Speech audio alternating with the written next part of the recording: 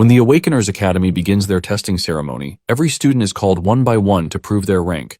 The professor makes them enter a special portal, and inside that room is a demon heart trained to absorb their energy, measure their strength, and display their current rank and future potential for the whole academy to see. Most of them turn out to be straight-up E-rank trash. Some barely reach D-rank and already act like they are the chosen one. Bro, calm down. That's when the academy's top genius finally steps forward. This guy is the rich heir of the strongest guild, so of course everyone is watching him like he's already the main character. His friends are hyping him up, saying he will make history and become the #1 genius of the academy. He enters the room completely confident, stands before the demon heart and unleashes his power. Outside, the students start cheering like crazy. And sure enough, his result appears. High-tier D rank with the potential to reach S rank someday.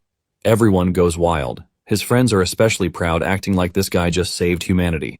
One of them even turns to a quiet boy named Si Chen, who is next in line, and laughs at him, saying he will probably embarrass himself. But Si Chen doesn't even bother answering. Our guy just walks forward. He enters the testing room like everyone else, but the moment he steps near the demon heart, something is already wrong. Si Chen hasn't even used a single skill yet, but the demon heart starts trembling like it just saw its ancestor. Then, the display suddenly lights up. High-tier D rank. The arrogant genius outside also loses that smug look on his face because this humble guy already reached his rank without even trying. Then Si Chen finally decides to use something, not even his real power. Just the weakest skill card he devoured from a monster. The moment he activates it, the rank shoots up to C rank. Now everyone is losing their mind. The students who mocked him can't even speak. The professors are staring at the screen like they are reading it wrong. But our guy is still not done. Si Chen switches to a stronger class card. And this time, the demon heart starts panicking for real. The whole testing room shakes. The sky outside begins to twist and a storm forms above the academy. Then the rank display glitches. S rank potential. The professors immediately stand up because something like this is already insane. But before they can even react, the single S suddenly becomes double S, then triple S, and then the system breaks. Error. Maximum load exceeded. Now the professors are not shocked anymore, they are scared, because the demon heart was built to measure talented awakeners, not monsters pretending to be students. So now everyone is wondering the same thing. Who the hell is Si Chen, and why is this guy so broken? Well, the truth is, Si Chen is not just some normal student. He is a regressor. In his past life, the entire world was conquered by demons. Humanity was pushed to the edge, cities were destroyed, and people were slaughtered until almost no one was left. Si Chen became the last survivor, fighting alone for years in a ruined world, and after endless battles, he finally reached the Demon King. But even then, there was no clean victory, so Si Chen used everything he had and self-destructed together with the Demon King, dragging that monster down with him. He thought that was the end. But after a blinding light, Si Chen suddenly opens his eyes inside a school infirmary. This immediately shocks him because he is supposed to be dead. He gets up, looks out the window, and sees normal people walking around like nothing ever happened. No demons, no destruction, no apocalypse. That's when it finally hits him. He returned 10 years into the past, back to his university days. As Si Chen tries to understand what is happening, a status screen suddenly appears in front of him, telling him that the power of gluttony has been fully integrated. That is when our guy realizes something even more important. He didn't return to a peaceful future. He returned 3 years before the descent of the Demon Kings, and in 3 years the first Demon King, Wrath, will appear. He is the one who opens the gates of hell, allowing the other Demon Kings to enter the human world one by one. However, now that he is back, Si Chen believes that as long as he can defeat the first Demon King to appear, Wrath, he has a chance to prevent the gates of hell from opening. This is basically a chance for him to change everything. Just then, it dawns on him that the gluttony interface is new because it has been floating in his presence since he woke up. Just then, it displays some game-like data, which reveals that he is currently level 1, and his other stats are all at 100, which is the base level. Si Chen is surprised because this is the first time he has ever seen something like this, since he only fought with his awakened power in the past. Basically, only 1 in 10,000 people in the world can become an awakener, and the school he currently attends is one that only recruits potential awakeners, the National Awakener University. However, in his previous life, he didn't awaken in his university days, and for 4 whole years he stayed at the very bottom of the food chain, which gave everyone the chance to do whatever they liked to him. In fact, this is why he woke up in the infirmary. His current class is the Lightning Assassin, which has a bunch of stars representing his stats, like strength and speed. His passive skills are Lightning God and Lightning Blade. The Lightning God infuses the whole body with electricity, instantly increasing movement speed by 10 times. The The second is the lightning blade, which condenses electricity into a blade. Attacks have a critical bonus, and striking an enemy's vital point applies a paralysis effect. Si-Chen is surprised that he carried over the same class from his previous life, and he is already feeling a surge of power flowing through his body. He wonders if the strength from his past life was carried over. Suddenly, it dawns on him that he might have awakened early, and he decides to test the class by switching to it. He is in the middle of this when the door opens, and a dude, Malong, an E-rank flower chanter, enters the room.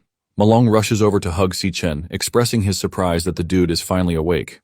He asks him if he is fine, but since Malong is not reacting to the interface, Si-Chen realizes that he is the only one who can see the status window. Malong checks Si-Chen's body, and he is surprised that all of his injuries have healed even though he took a heavy beating the day before. He asks why Si-Chen is recovering fast like an awakener. Apparently, Malong is Si-Chen's roommate, and even though he awakened during their time in the university, he was a bottom tier. In his past life, the dude was tragically killed on the third day of the Demon King's descent, and Si-Chen cannot hold back his smile because the dude is now standing in front of him as if nothing had happened to him. This confirms the fact that he is truly back, and Malong pushes him out of the infirmary, telling him that they have to prepare for the rank test, which is being held the next day. Malong tells Si-Chen that it is crucial to his graduation evaluation, even if he hasn't awakened. As they walk through the campus, Si-Chen sees how lively and calm everything is, and he mentions that it's been a long time since he's seen so many living people. Malong just stares at him weirdly because he has been saying a lot of weird things. Malong sees him walking close to the playground, and he suggests that they walk past it instead of entering. However, Si-Chen is thinking about how he has to do something to make sure that history doesn't repeat itself. To do this, he figures out that he has to raise his level pretty fast.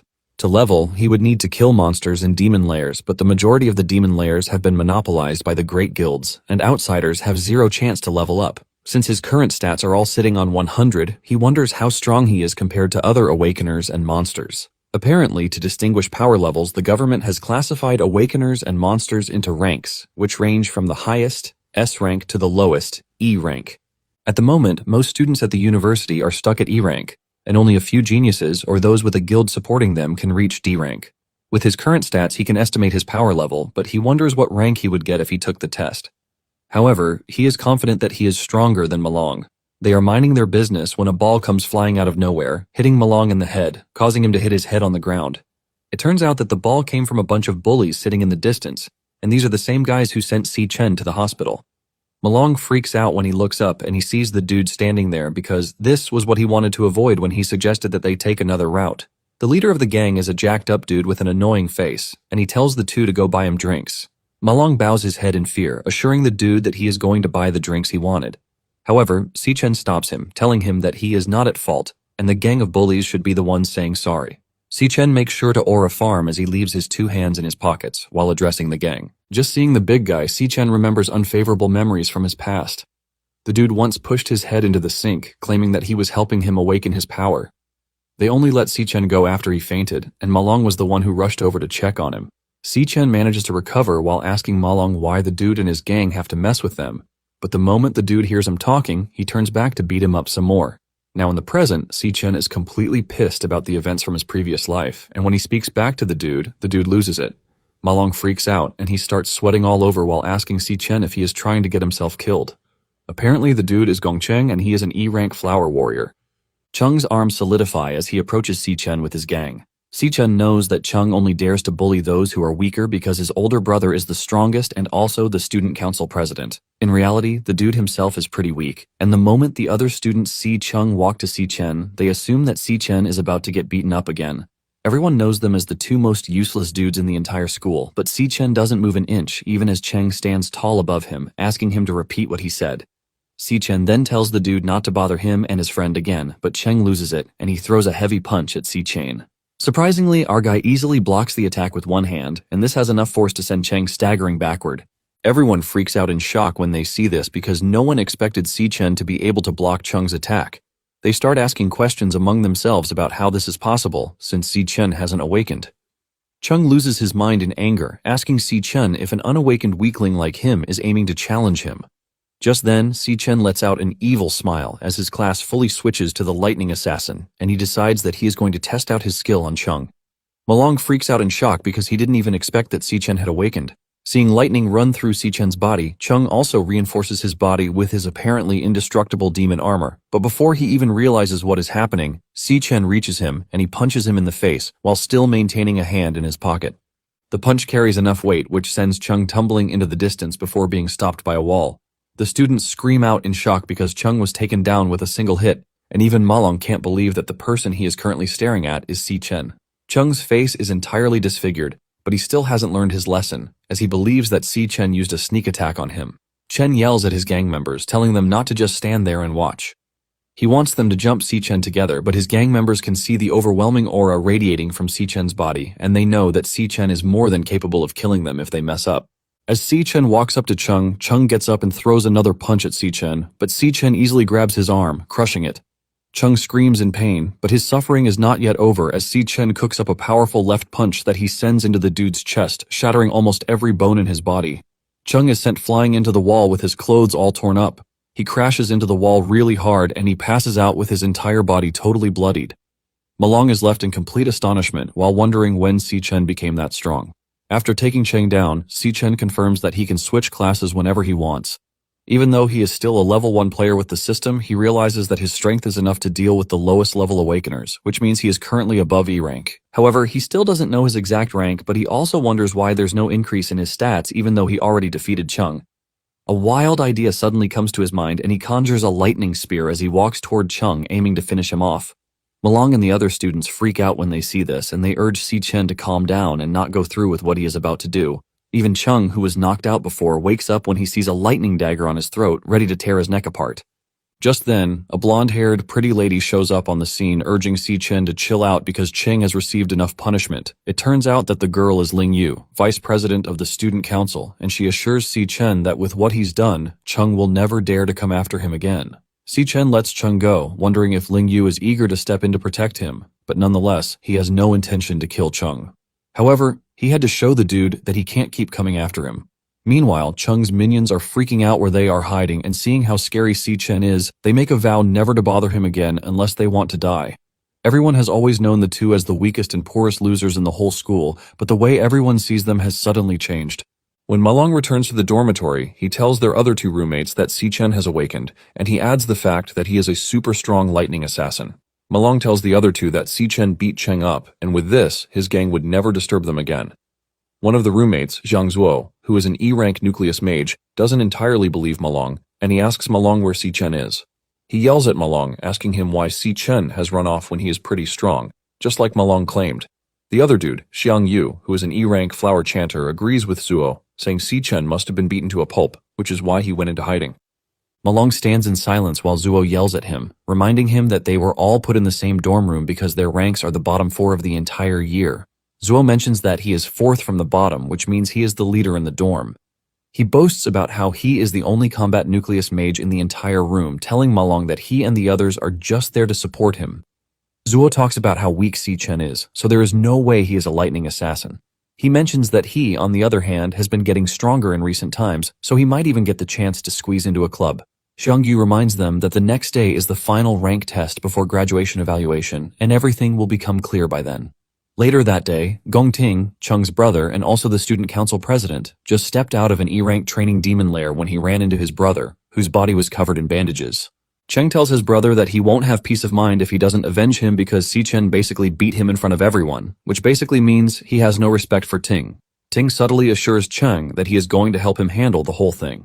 Later on, Ting meets with Ling Yu and she asks him how he plans to handle the situation. Ting asks her if it is true that Si-chen is stronger than Cheng, and she reminds him that he has recruited the entirety of those who are D-rank in the school. She adds that others don't even have the opportunity to access demon lairs like him, so there is no way stupid mediocre awakeners like Si-chen can improve. Ling Yu praises him highly, telling him that no one can actually catch up to his pace. While they are having this meeting, Si-chen is running in the rain, carrying 100 weights on his back to make it more grueling.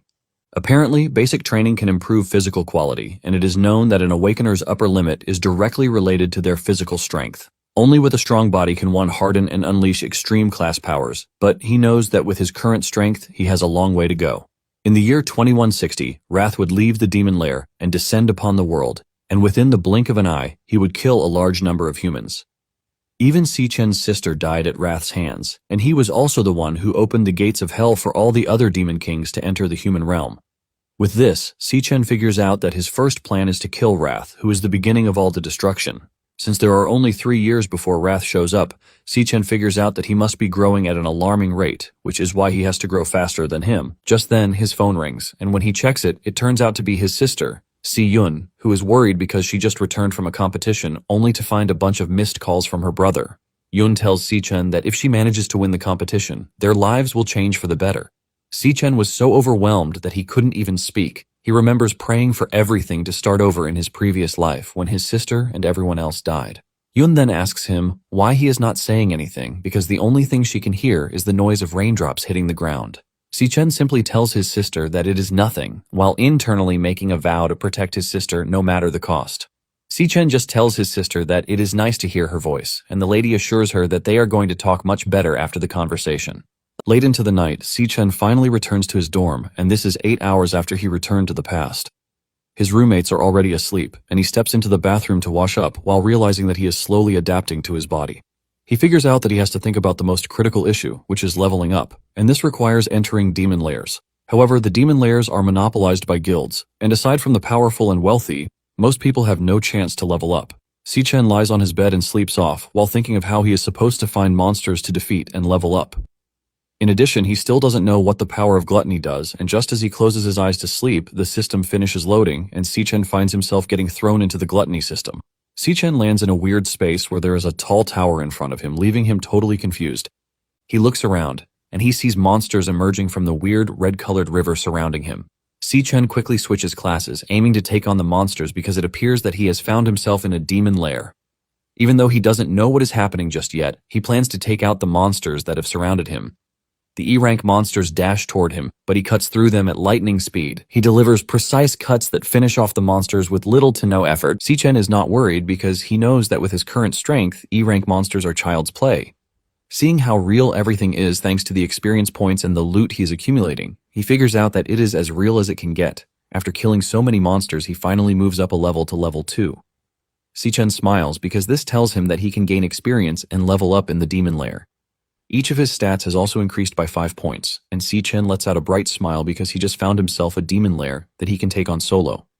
While he is thinking about this, one of the monsters tries to land a sneak attack on him, but he slices the monster in half while figuring out that he would basically use the lair to test his limits. Si-chen continues cutting through the monsters, and in no time he reaches level 3. Si-chen is surprised at the fact that he is actually leveling up in such a short time, and suddenly the system displays an option for him to devour the monster boss that he just defeated, leaving him surprised. He starts to realize that this is the true power of gluttony, and just then he stretches his hand forward to consume the monster's essence. Upon absorbing the monster's essence, another class card appears on the scene. This is a class that grants him immunity to cold, and his resistances are increased in low-temperature environments. Si-chen is surprised that the monster was absorbed into a card, which tells him that he can devour his enemies after he has killed them, so he can turn them into his own classes. Suddenly, it dawns on him that this is the same skill that Len Yu had, and it appears that he has seized it for himself. It is known that classes are born with everybody, and one can only possess one class. However, as it stands, it appears that he can possess 2 classes simultaneously. However, it doesn't end there, because if he can devour other monsters, he is going to possess infinite classes. This leaves him wondering why he obtained such a crazy power, which leads him to ask what the demonic tower behind him is for. Suddenly, the ground starts to shake and he is crippled with an immense aura that hits the surroundings. This leaves Si-chen freaking out as he cannot understand what is happening.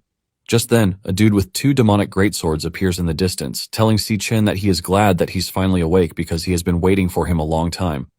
The dude looks really intimidating with bandages over his body, and his eyes glow brightly. The immense pressure knocking Si-chen to the ground lets him know that he is in trouble. He remembers that in his past life, he struggled hard before he could reach S-rank, but in the current era, he is D-rank at most. To make it worse, the enemy that just appeared in front of him looks like an S-rank boss at least. Si-chen can see that the gap in levels is just too wide, and his stats are currently being crushed by standing in front of the boss monster alone. A lot of questions start running through his head, like what kind of demon lair he has found himself in, and why there is an S-rank monster there. In addition, he is curious to know how the monster knew his name. Moments later, Si-chen realizes that the enemy could have one-shotted him if he wanted, because with the blows they have traded, he has just been toying with him. However, every time the dude hits him, he doesn't hit him hard. and he also makes sure to avoid his vitals. The dude is just knocking him around the battlefield, and just then, the dude expresses his surprise that Si-Chen is still standing. This leaves Si-Chen wondering if the dude wants him to submit, and the enemy tells Si-Chen to rethink the choices he has given him. Basically, he wants him to either stay and guard the demonic tower with him, claiming that it is a rare opportunity, but Si-Chen outright rejects the offer, saying there is no way he is going to stay in the hellhole. He hasn't finished saying this when a sword slash cuts through his left arm, spilling blood everywhere. The scary dude asks Si-Chen if he thinks he is not going to kill him, telling Si-Chen that he has only been patient with him because he is the only one who is capable of coming to the gluttony space. Si-Chen then spots the life force of the monsters in the area traveling toward the scary dude as his power level shoots through the roof as he tells Si-Chen that he's going to ask him the question one last time. Even the ground is pulled apart and formed into boulders, which are aimed at Si-Chen to crush him. The dude tells him to stay in the weird gluttony space or be crushed into a pulp, but this only triggers Si-Chen's anger further. Lightning runs through his body as he dashes toward the dude, telling him that he chooses to kill him. Si-Chen runs through the boulders while making his way toward the dude. Apparently, Si-Chen has analyzed the dude's fighting pattern during their couple of exchanges. He realizes that before every swing, the dude has a 0.4 second wind-up, and with this, he can use the slight delay to observe the angle of his wrist so he can predict the path and dodge the dude's blade. Just as planned, he runs through the dude's strike, giving him the chance to appear behind him. As Si-Chen prepares to put everything into one overwhelming attack, he admits that he is doing this because the dude has a 0.2 second recovery lag, which is enough for him to strike. Si-Chen does everything as planned, and he reaches the dude before he recovers, and he pushes his dagger into his chest to pierce his heart. Si-Chen had used the lightning blade, which condenses electricity into a blade that delivers paralysis. Even though he knows that he can't kill the dude since he is a D rank and the enemy is S rank, he believes that the paralysis from his full power burst should hold the enemy for a few seconds for him to escape. Si-Chen then pulls back, and he activates the lightning god skill that increases his movement speed 10 times. He dashes through the battlefield as lightning trails his path like the Flash while aiming to get to the exit in the few seconds that he has. During the fight, he has been observing the area, and he's noticed that the only light source in the entire area is the one he is running toward, which shows that it is the exit. Just as he is about to jump into the light source, it vanishes right in front of him, leaving him trapped with the scary dude. The dude pushes his swords into the ground, generating enough force to cause a mini-quake, while telling Si-Chen that what he was running toward was just an illusion he left there, and letting him know that there is no exit from the demon lair. The dude is now more pissed than ever as dark energy courses through his body, but he commends Si-Chen for the fact that he was able to find the flaws in his attacks quickly. Suddenly, he calms down as he tells Si-Chen that he is the only one who can bring hope. Finally, his name is displayed, and it turns out to be Purgatory Rakshasa, an S-rank star warrior.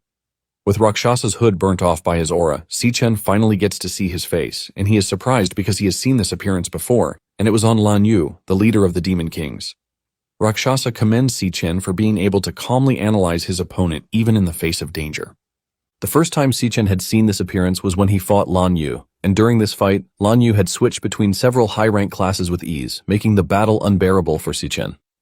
Among the many forms that the Demon King changed into was the current form he is looking at. It was an appearance that had 2 curved horns bulging out of the head.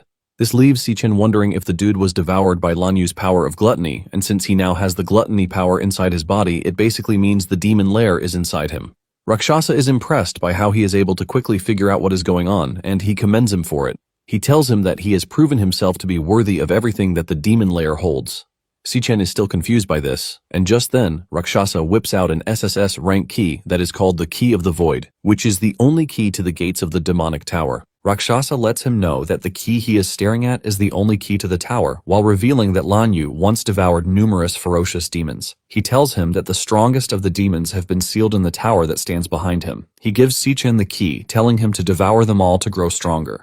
Si-Chen asks Rakshasa why he is doing what he is doing, which is basically helping him, and Rakshasa mentions that among the demon race, there is a line between good and evil. He reveals that the Demon Kings slaughtered his entire kin just to satisfy their own greed, and he has been waiting for a long time to get revenge on them. He tells Si-Chen that he finally has the chance to do so, and the very chance he is talking about is Si-Chen.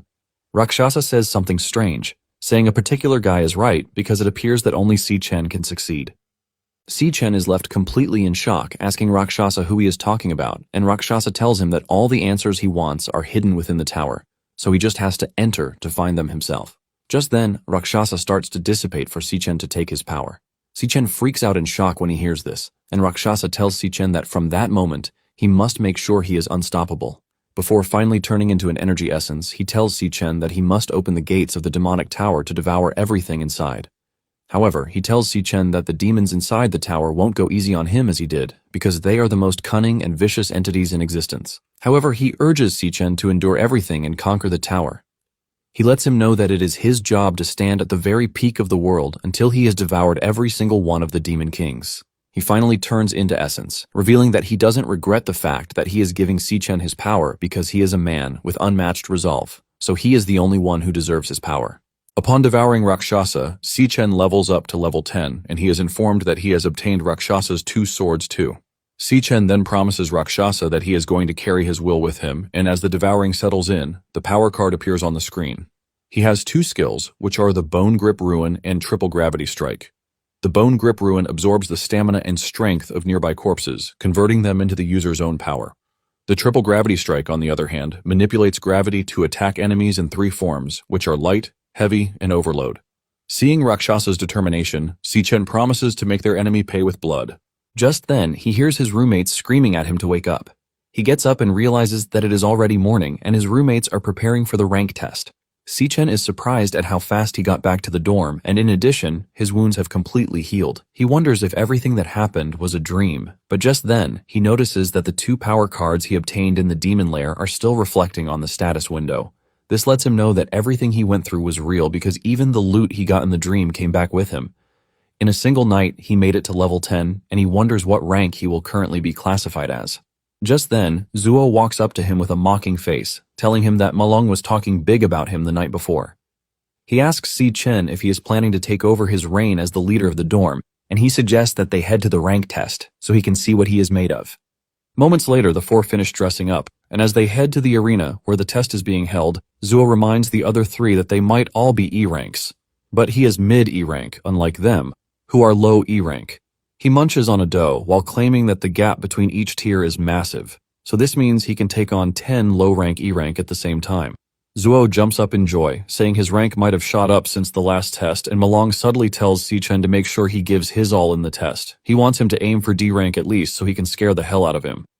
Si-Chen acknowledges his suggestion to make it to D rank. Not long after this, they arrive at the arena, and Zuo is surprised that most of the students are already there. Just then, they spot Chung's lackeys walking toward them and they start freaking out. While the others are freaking out, Si-Chen stands unfazed without any care in the world.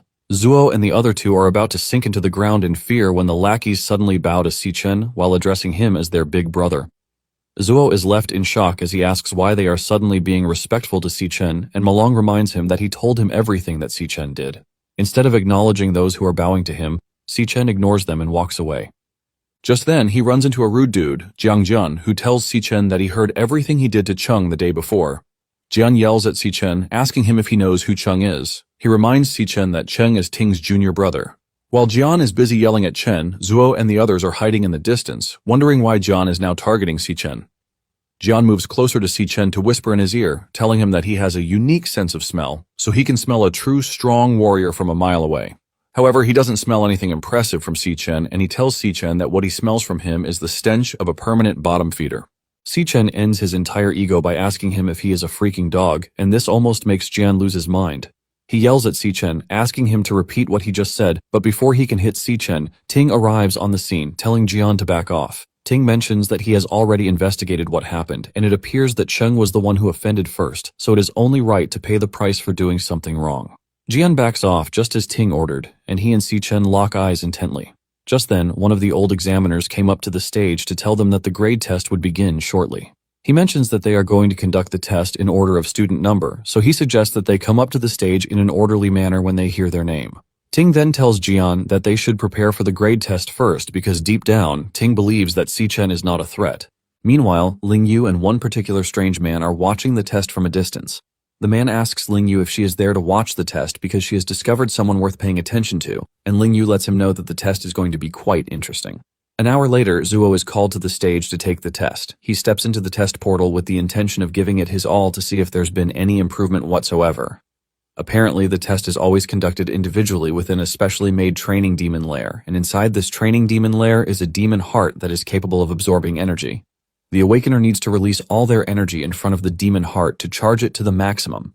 This demon heart will then transmit the sensed energy to external equipment via cables, and then the energy will be presented on the screen in the form of data.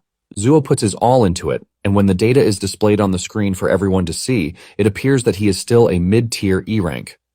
However, the main event is when the potential is displayed, and when Zuo's potential is finally displayed, it turns out to be C rank. Apparently, people with high potential have a very high probability of receiving key attention from the state, but with Zuo's mid-tier C rank potential, he has no shot at it. Zuo walks out of the grading room in disappointment because he was expecting to have improved a bit. He returns to the back in tears, while Malong tries to console him, reminding him that they are even weaker. They remind him that they can't reach D grade just like him, and this is because they have done their own tests too. Apparently, Malong and Xiangyu can't go past low-tier C rank. They were wondering if there wouldn't be a higher grade that year when a student's potential hits B rank.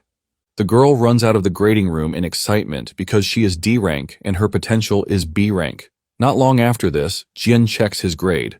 He walks out with pride because his current rank is D rank while his potential is A rank. Malong and his peer start crying their eyes out because Jian is the 8th D rank of the day while they are still stuck on E rank. Even the examiners are impressed with the fact that there are so many D grade talents that year, even with the fact that they have no real combat experience. Because of this, the examiners believe that the year's graduation combat assessment will be worth watching. Ting is then called to the stage and everyone is hyped to see what his rank is going to be. Ting is believed to be the chosen one since he is the young master of the Imperial Guild. In the first test that was conducted 2 years back, he actually reached D rank, and with this, they wonder what level he has reached after 2 years. Upon entering the grading room, Ting decides to hold back with the intention of revealing his full strength during the graduation combat assessment, so he can cause a huge sensation at this time. However, he plans to come out as the number 1 in the school's history. After releasing energy into the demon's heart, his rank and potential are displayed on the screen. It measures that he is currently a high-tier D rank, while his potential is S rank. The crowd goes wild when they see this, and they start grabbing their heads in shock, since Ting is the first in the school's history. John is among those who are singing Ting's accolades, but Si Chen is not even moved one bit. The examiners are left in awe too, and they plan to report the result to the superiors. Basically, an awakener with S-rank potential is a rare treasure in the world, so it is pretty obvious that the state is going to be focused on him and protect him. As if this isn't enough, he is also the son of the Imperial Guild leader, and they know that this will make national headlines. The strange man watching the test alongside Lingyu admits that the year's test is proving to be impressive. He teases Lingyu, asking if she already knows that Ting is going to be S-rank, which is why she came to watch. It turns out that the strange man is Yuan Long, and he is the principal of the university. Lingyu then tells the man that she didn't come for Ting only, and she mentions that she is looking forward to Si Chen's performance even more than that of Ting's. Just then, Si Chen is called to the stage to test his rank. As Si Chen walks to the stage, John teases him, telling him to bring some honor to his dorm and to make sure he doesn't come out with another low-tier E rank. John laughs at Si Chen, telling him that if he ends up being E rank, he and his roommates are going to be the biggest laughingstock in the whole university. He tells Si Chen that he and his friends will be nothing but a disgrace at the graduation assessment test. Malong manages to pull together some courage, and he tells John not to worry because Si Chen is definitely going to shock everyone. As he enters the grading room, Zuo wonders if Si Chen can really do it. The moment the demon eyes spot Si Chen, its expression changes. It is pretty obvious that in their current era, an awakener needs to prove their worth to the high-tier guilds to secure the best future. Talking about the graduation assessment, it is a squad of up to 10 members, and candidates are free to choose their own team members. The squad that takes first place will have every one of their members recruited by the nation's top-tier guild, the Imperial Guild. The test is not just about determining one's rank, because it has a far bigger purpose than this. While Si Chen is still taking his test, Jian is already recruiting members to Ting's team in preparation for the graduation assessment. Basically, all 9 D-rank students of the year are on their team, so Jian is confident that they are going to come out on top with Ting and Cheng in the team. The purpose of the rant test is basically to know who to invite to one's team. While Jian and the others are celebrating that they are the biggest team, Malong and his roommates are standing in one corner thinking about how they are the definition of a weak team. Moments later, they start wondering why there's been no movement whatsoever from Si Chen, who has been in the grading room for a while. The students are already making fun of him, claiming his power is so trash that the machine couldn't even detect it. Since he is among the last students to be graded, the students are already making plans to return to their dorm, as they believe the grading is already done and dusted. Jian even tells Ting not to waste his time, and they should find a place for some karaoke.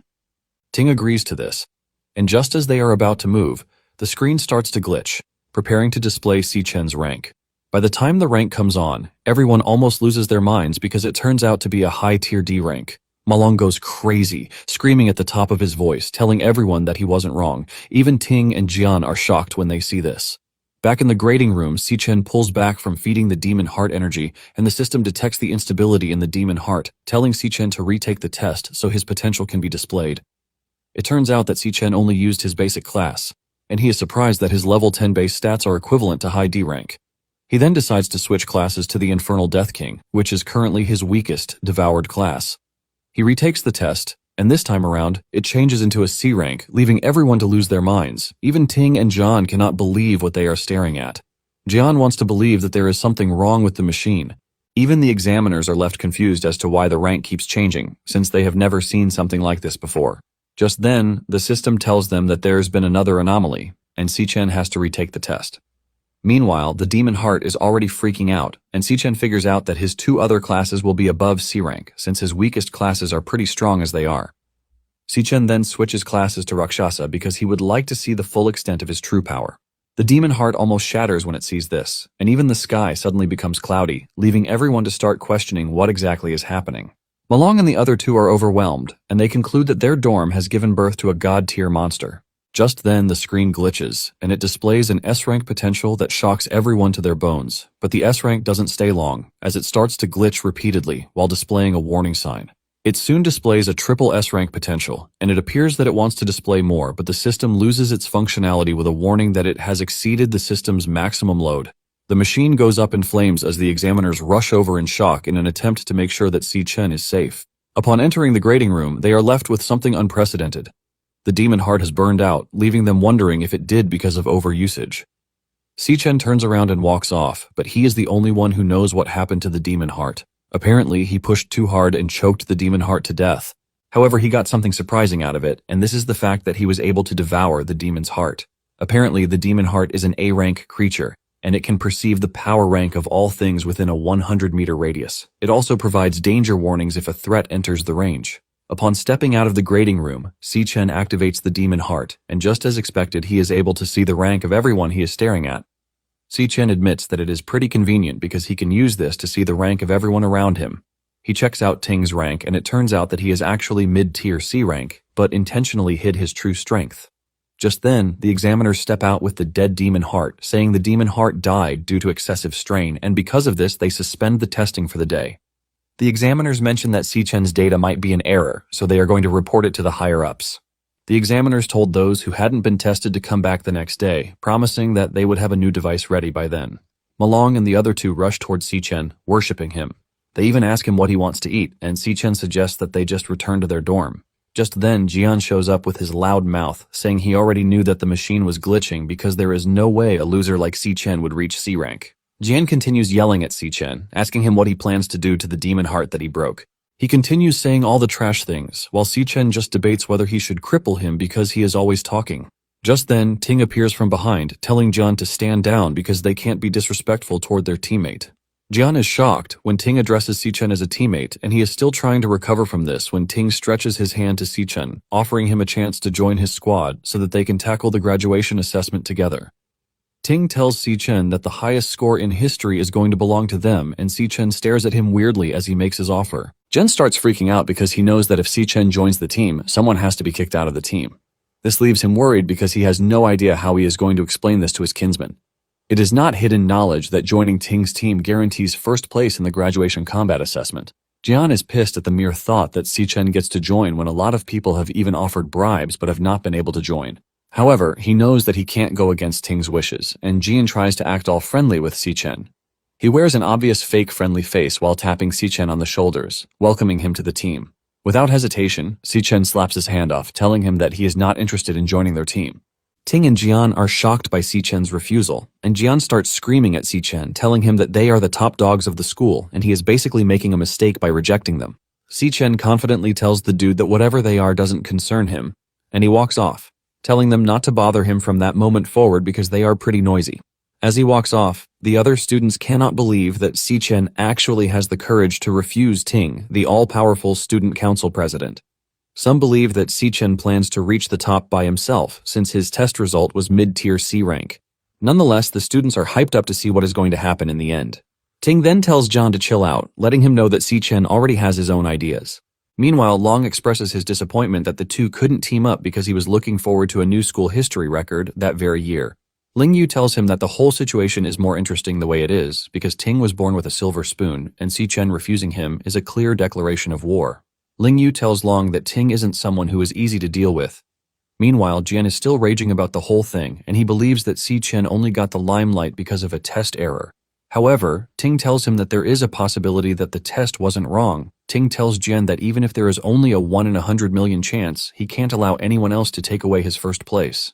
Jian mentions that Si-chen is just a loser student with no combat experience, while they, on the other hand, are elites who have secretly battled in the demon lair with Ting several times. Jian suggests that he go teach Si-chen a lesson on Ting's behalf, but Ting scolds him for assuming that he is such a petty person. Jian quickly apologizes for speaking out of turn, and Ting walks off, telling him that he is not in the mood for karaoke that day. He tells Jian that he and the team members are free to arrange things themselves. However, he lets Jian know that anything he does has nothing to do with him. The moment Jian hears this, he takes the hint that Ting has given him the free hand to deal with Si-chen. 10 minutes later, Jian learns from one of his lackeys that Si-chen isn't in school. Apparently, he had gone home, and the moment Jian heard this, he decided to take action because Si-chen was outside the school, which was the best place. On the other hand, Si-chen is minding his business as he walks through the streets, thinking about his past life. He remembers that it was a guild that first ran into Wrath inside a demon lair, and the guild team was wiped out. After this, Wrath left the dungeon and descended on the human world. This is basically everything he knows as of the moment, and to know where Wrath is in the current life, Si-chen has formulated a plan. However, to start this plan, he needs a large sum of money, and he heads to the Mithril Monster Exchange under the Mithril Guild, which will later become the country's largest material exchange in the future. The weapons and equipment in the hands of Awakeners are key elements determining their strength. The Monster Exchange is the necessary transit station for buying and selling equipment. It is also the fastest way for Si-chen to get money as it stands. Si-chen walks to the counter to present the monster teeth he obtained from the demon lair.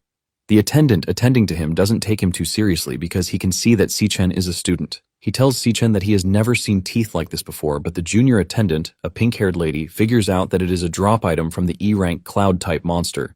She mentions that according to records, the fangs can be made into an E-rank cloud-type scepter or ground into powder. The rude attendant tells the lady to stop lecturing, and he says there is nothing serious that an E-rank item can do. He mentions that their exchange has always been about the VIP system, and whatever passes through his hands must be high-grade goods of D rank and above. He claims this is why he doesn't recognize the E rank loot. Deep down, the dude is worried about when he is going to be promoted to supervisor because there have been too few high-grade customers of late. He is pissed about the fact that he is always encountering dudes who will provide no benefit for him. He then decides to just push the order to his junior attendant, Lee. As he walks off, he tells Lee to work hard, claiming that he has high hopes for her. Lee then calculates Si-chen's money, and she presents it to him, telling him to keep it safe. It turns out that the fangs were valued at 18,000, and Si-chen realizes that this is enough to settle the rent in the meantime. Lee asks him if there is anything he needs, and Si-chen whips out one of Rakshasa's greatswords, telling her to take a look at it. Lee freaks out in shock when she sees the quality of the greatsword. She admits that she's never seen it, but she believes it is going to be at least B rank or even A rank. The rude attendant rushes back when he sees this, as he talks about how expensive A-grade items are. He mentions that he has been at the guild for so many years and hasn't encountered one before. Just then, a blue-haired man shows up on the scene telling the dude that he is right because the sword they are looking at is not a B-grade or even an A-grade.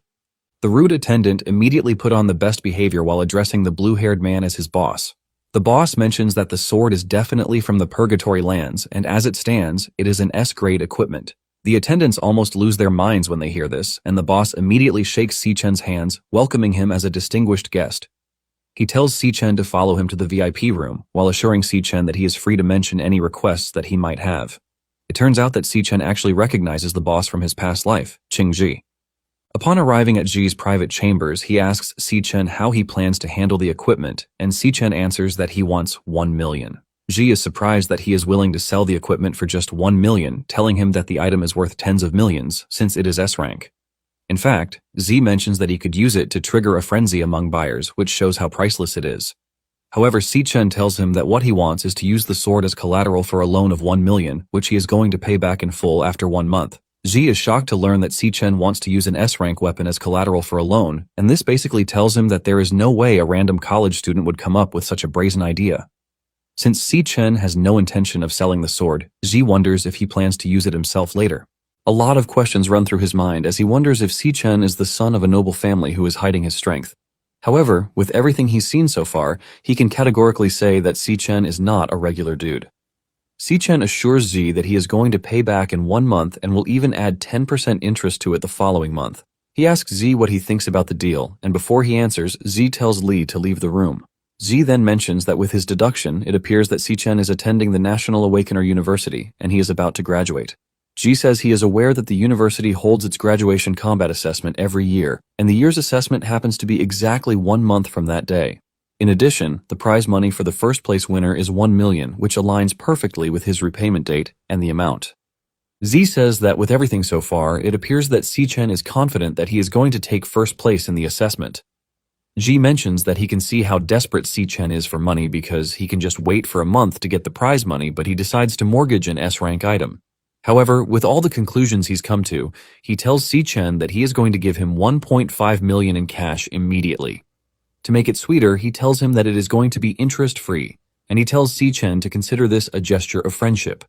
Si-Chen is surprised to hear this, and Z assures him that he is going to keep everything that happened between them a secret.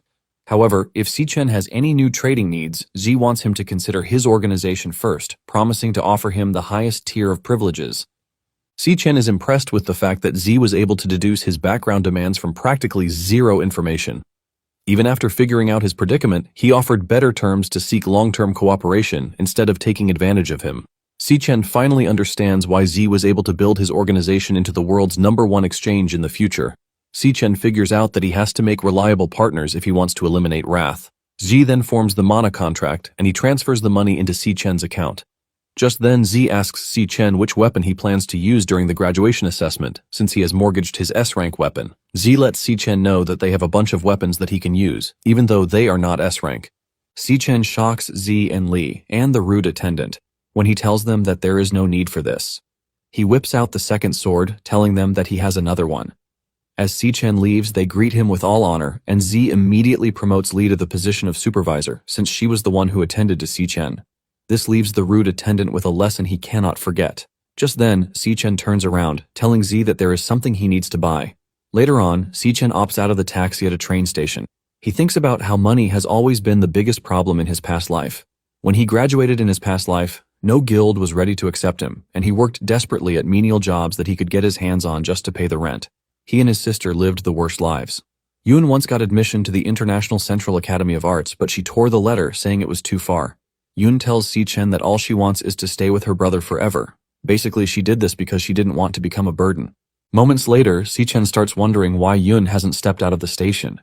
Just then, he hears his sister calling his name from behind, reminding him that he should always stay at the exit, not the entrance, whenever he is there to pick her up.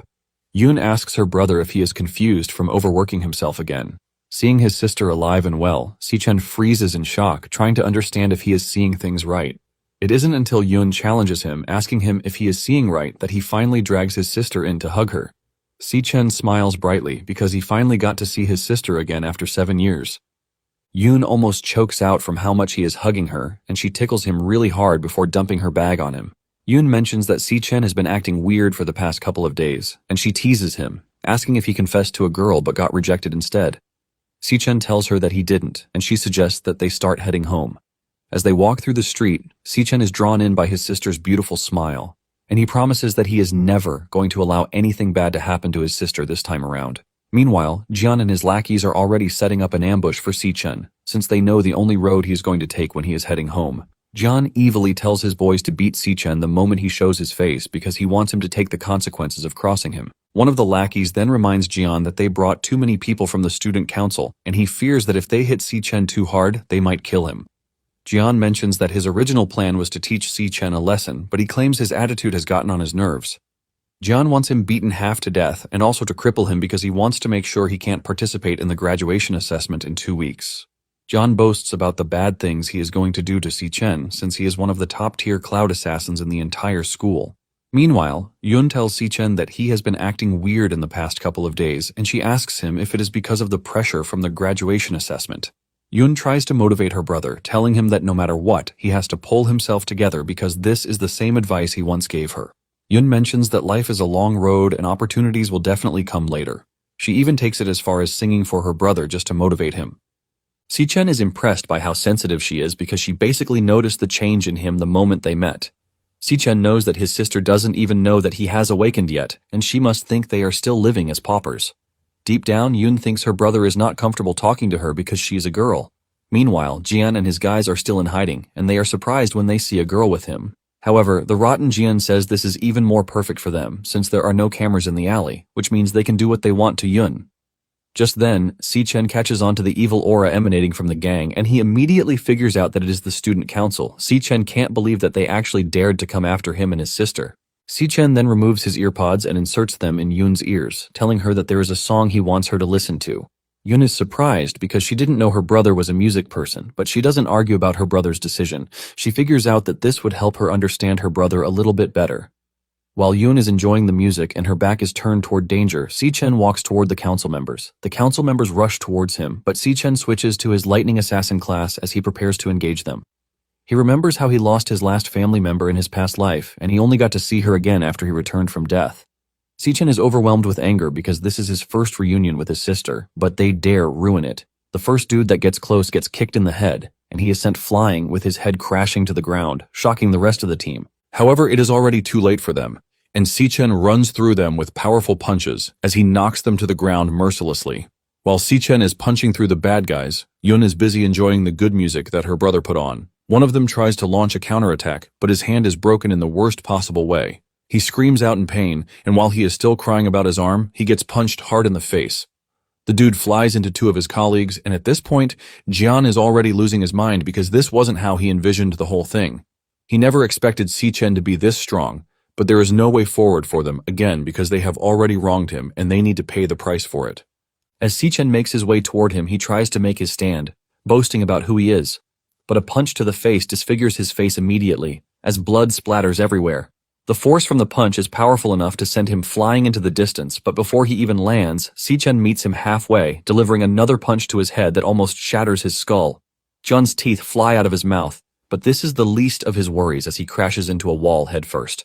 With his head turned upside down and his torn trousers overshadowing his manhandled body, Si-chen walks toward him, reminding him that he warned him not to bother him. Si-chen picks up the knife that Jian dropped, and he raises the knife toward him with an overwhelming killing intent, while asking him if he is too deaf to understand basic comprehension skills. Tears drop from John's eyes with the realization that Si-chen's test results were real, and he is about to lose his life because of his arrogance. He apologizes to Si-chen, but Si-chen tells him to shut his mouth, assuring him that a single sound from him will cost him his life. Jen can see the seriousness in Si-chen's eyes, which tells him that Si-chen is definitely not lying. The amount of killing intent radiating from Si-chen's body leaves Jian asking himself if Si-chen is truly a regular student. Si-chen then tells Jian that he should make sure he adheres to everything he is about to say. Si-chen tells him that no matter what, he and his gang should never come near his family again. He tells Jian that if he so much as appears in his sister's line of sight, he is going to kill all of them without hesitation. After delivering this fierce warning, Si-chen drops the dude and walks back to his sister, who is still busy enjoying the music. In fact, the song is so good that it causes her to shed tears. Even though she saw her brother some days ago, this song makes her feel like he is going through a lot. Just when she's about to yell at her brother, she turns around to see her brother holding a gift box, telling Yoon that it is for her. Sitting in the box is a monoholographic drawing pen, and Yoon is left totally in shock because it is even the latest model. Yoon grabs the pen in shock, saying it is over 10,000, and she asks her brother where he got the money. Yoon stares intently at the pen, wondering if they should just return it because it is pretty expensive. Unknown to her, her brother had made a secret vow to protect her no matter what. Meanwhile, Jian and his gang members are packed behind trash cans, while they beg for help. Upon arriving home, Yoon tries out the pen, and she is blown away by it since it can even draw holographic images out of thin air. Si-chen is also happy that his sister liked the pen, but while Si-yoon is having fun with the pen, Si-chen is enjoying fried egg noodles that his sister cooked. After he is done eating, Yoon reminds her brother that they still have rent to pay, so they can't even be spending lavishly. Si-chen shocks her, telling her that he has already paid the year's rent in full. Yoon is shocked to hear this, and Si-chen tells her that he went into a small business partnership with a friend, and he made some money from it. However, his sister doesn't believe this, since she knows how much of a liar his brother can be. Nonetheless, she is glad that her brother is smiling because she hasn't seen her brother smile like this in a long while. Yun then moves closer to her brother to offer him comfort, telling him that no matter what happens, he should make sure he doesn't push himself too hard. Later on, Ting learns about what happened to Jian and he is surprised because 60% of his body was fractured, and even the best healer that they have can't make him recover within a month. Ting mentions that he never thought Jian would go after Si-chen only to get mopped up. One of Ting's subordinates tells Ting that, with the way things are, Jian is going to miss the graduation assessment. Ting replies that he doesn't really care about this because it just means that his team is missing a burden with trash skills. Just then, Ting's uncle Gong Xuan enters the room. Xuan is the director of employment at the university. Xuan tells Ting that he has personally confirmed the internal results of the last rank test, and it is confirmed that he is C rank. He tells Ting that he is the only guy in the whole school with a higher rank than him. Xuan mentions that Ting's father has invited the vice chairman of the alliance to observe his graduation performance, and because of this, they can't allow anyone to steal his shine. Xuan plans to step in to help, but Ting tells his uncle that he worries too much, asking him if he really thinks he used his full strength during the test. Ting tells Xuan that he doesn't have to worry, promising that on the day of the combat assessment, he is going to let everyone know that he is the true strongest. Later that night, Si-chen returns to his dorm after he finishes his 100-kilometer training procedure. Si-chen is relieved that he has solved his money issue, and with how smoothly things are, he believes that he should be able to launch the official plan after graduation. However, his next task is to successfully win the 1 million champion scholarship from the graduation assessment and pay off the loan from Ji. Si-chen aims to honor the contract with Ji no matter what because he has a lot of things to ask him in the future. Si-chen lies back on his bed thinking about the assessment, which is less than a month away. He decides to sleep and level up in the dream lair as many times as he can before then. Upon entering the dream lair, Si-chen heads to the tower. Based on his test result, he knows that his weakest class reached C rank, but his strongest class, the Rakshasa, failed to display. Even though Rakshasa is S rank, he can't utilize its full power just yet. This leaves him wondering how much power he can unleash. This basically tells him that the ranks corresponding to the remaining two classes, the Lightning Assassin and Rakshasa, are unclear. However, he plans to test it out in the tower, and using the key, he opens the door to the next floor. He wonders what the scenery inside the magic tower will be like, and the moment he steps in, he is shocked. Si-chen falls to his knees because of the immense gravity on the floor. Apparently, the floor is a fallen star, and the surface gravity is 10 Gs. Since the door he came in through has vanished, he realizes that he has to eliminate the floor's boss to open it again. In the environment, he knows that he can unleash only 30% of his strength at most. Si-chen realizes that he has to adapt to the floor as fast as possible, and just then, a beast, the Phantom Lion, a B-rank warrior, emerges. Si-chen immediately switches classes to the Lightning Assassin class as he prepares to engage the beast. The lion jumps at him and he tries to cut him, but he misses. He realizes that his body is so heavy and he has to find a way to end things quickly. Si-chen goes after the lion again and he tries to hit it at a vital spot, but he fails. This is thanks to the high gravity, which has severely impacted his speed and attack precision. Si-chen is worried that the assassin class has lost almost all of its advantages, but the lion is moving with ease. Si-chen wonders if what he is currently facing is the monster's strength level inside the Purgatory Magic Tower. Before he knows it, he gets bitten on the arm, and before his arm is crushed, he switches to the Rakshasa's class. Surprisingly, he realizes that different classes have different core advantages, and close quarters combat must rely on the warrior class with its high strength and stamina bonuses. With Rakshasa's strength, he is able to break free, and he punches the lion to the ground. He then increases his strength level to the max, thanks to the high gravity on the floor. Si-chen increases the power of his punch by 60 times, and he delivers a powerful punch that shatters the ground with the beast. Si-chen exhausted almost all of his strength, but he was able to kill the beast with the single most powerful punch he could conjure. Si-chen lies on the ground, totally exhausted, and he levels up to level 11, and he is also given a star. Basically, every star on the card represents a multiplier of the stats, and the more stars, the higher the strength after class change. The Purgatory Rakshasa has more stars, which means the amplification is higher, and he figures out that the rank after class change should be higher than the Lightning Assassin. Si-chen is surprised that taking down a B-rank monster took everything he had. He realizes that both of his current classes haven't broken through the B-rank limit yet.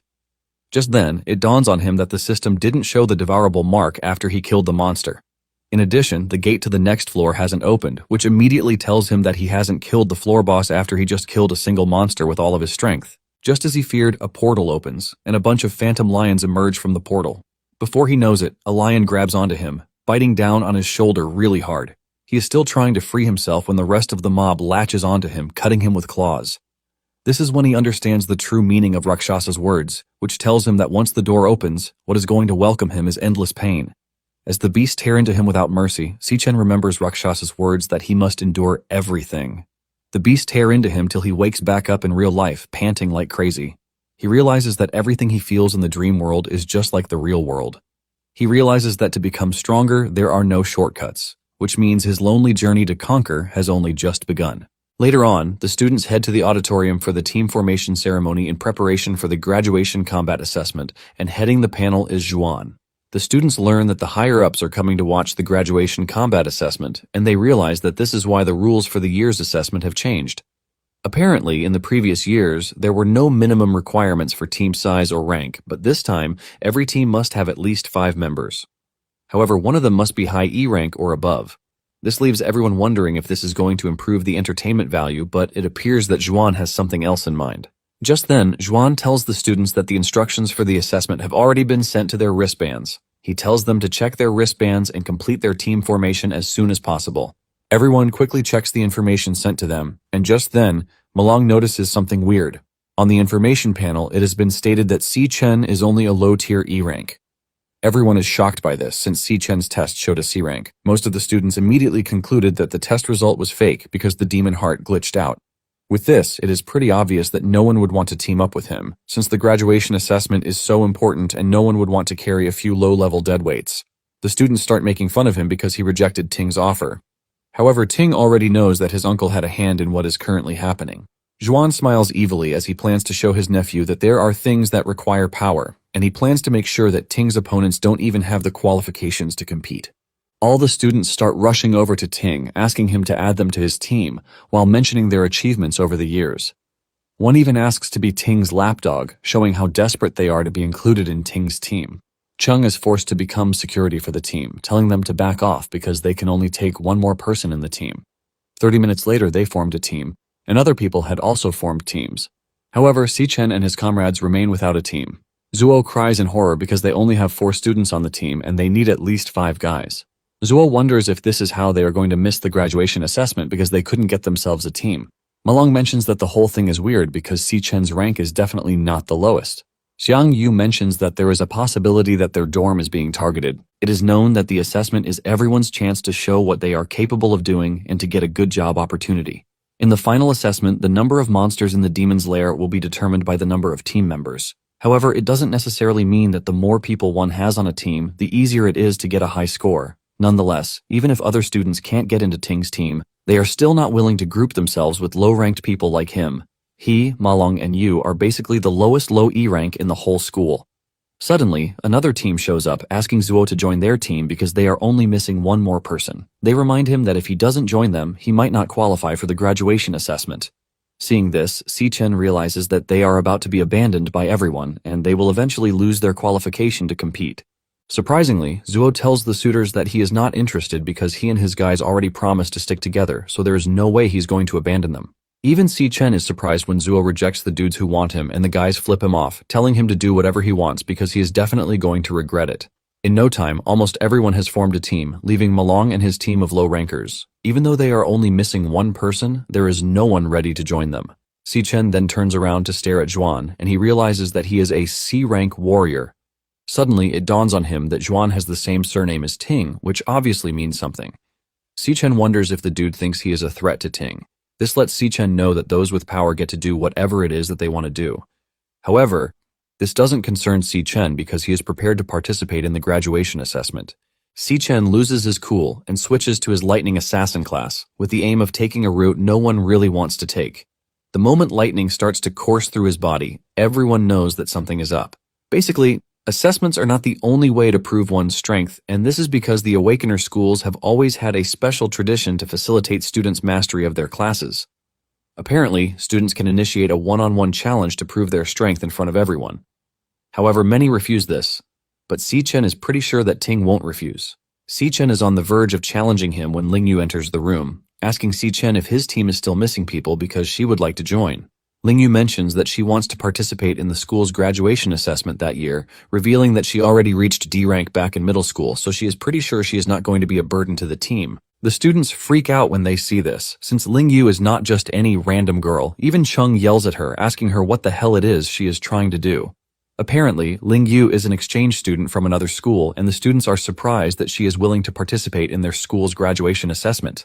They know that she has a mysterious aura behind her, but it is pretty obvious that she is a genius. Even Juan is losing his mind when he sees this, and he tells Lingyu that, as an exchange student, she is technically not qualified to participate in their school's graduation assessment. He adds that since Lingyu transferred to their school, she hasn't taken a rank test, and he has never seen a test report that proves her rank. Juan tells Lingyu that her participation in the assessment is against the regulations. Suddenly, Long appears in the room via teleportation powers, shocking everyone in the room as he speaks out. Long agrees with Juan, saying he is right, and he reminds Lingyu that she is only at the school for a short exchange, so she can't join the fun. Even Si Chen is completely shocked because he's always known that the principal is a warrior, but he never knew that he has teleportation abilities.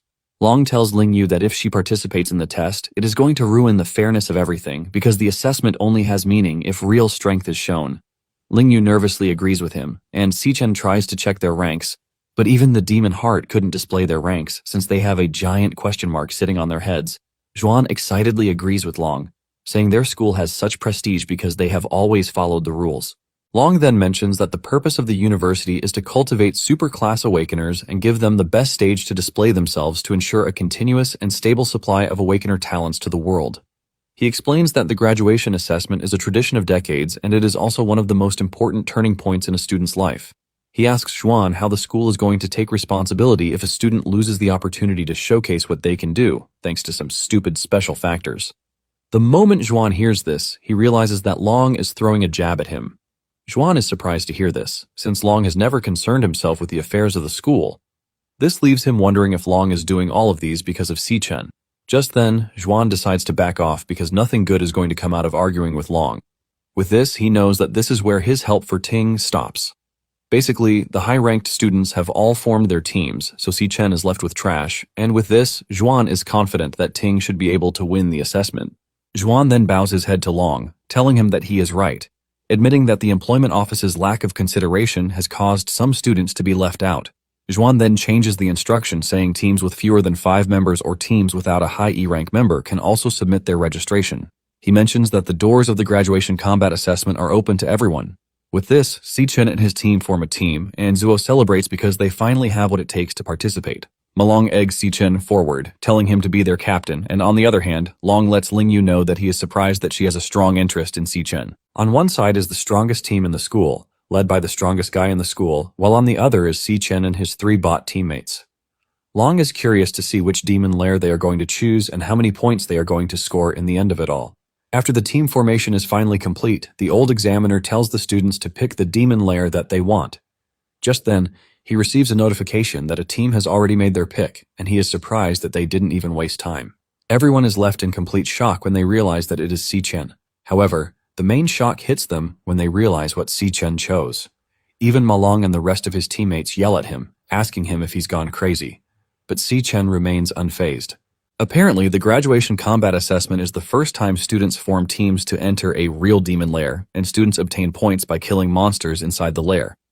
For completion rate, the students are awarded 10 points, but 1 point is deducted for every surviving monster. As for killing the boss of the lair, they are awarded 20 points, but there is no point whatsoever for failure. There is also a completion time, and if the students can clear it in 1 hour, they get 20 points, but after 1 hour, 1 point is deducted every 5 minutes. Basically, different Devil's Cave ranks have different raid difficulties and different score multipliers. An F-rank demon lair gives a 1.5 multiplier, and an E-rank gives a ×2 multiplier. If an F-rank demon lair is chosen, the max score the students can obtain is 75 points. However, an E-rank demon lair can help reach 100 points. It is said that the team that gets the highest score will receive an Empire Guild offer. The team's MVP will also receive a management position at the Empire Guild and 1 million bonus. The highest score in history is 90 points, and it was created back then by the school's genius, the current leader of the Empire Regiment, when he graduated. This basically means the difficulty of an E-rank demon lair is huge, and it requires at least 3 D-rank awakeners to raid it. However, for the current year, they believe that Ting might actually challenge the school's history record. Even Ting is watching what demon lair to pick when they realize that Si Chen has picked a D-rank demon lair. However, his team members still have to confirm their agreement to fully accept the selection. Meanwhile, his team members are freaking out when they see this, and they ask Si-chen if he's gone crazy because there is no way he would go ahead to pick something like this. Zuo grabs his head in frustration, wondering how he managed to get into the same thing as a madman. Zuo starts asking himself if it is not too late to leave the team, and Malong rushes over to ask Si-chen if he is aware of the fact that he picked a D-rank demon lair. Si-chen assures them that he is aware, and he has already thought about it over and over again. Surprisingly, Ting picks the same rank as Si-chen, as he is not about to lose out. However, all of his team members agree to this immediately, while Si-chen's colleagues are losing their minds.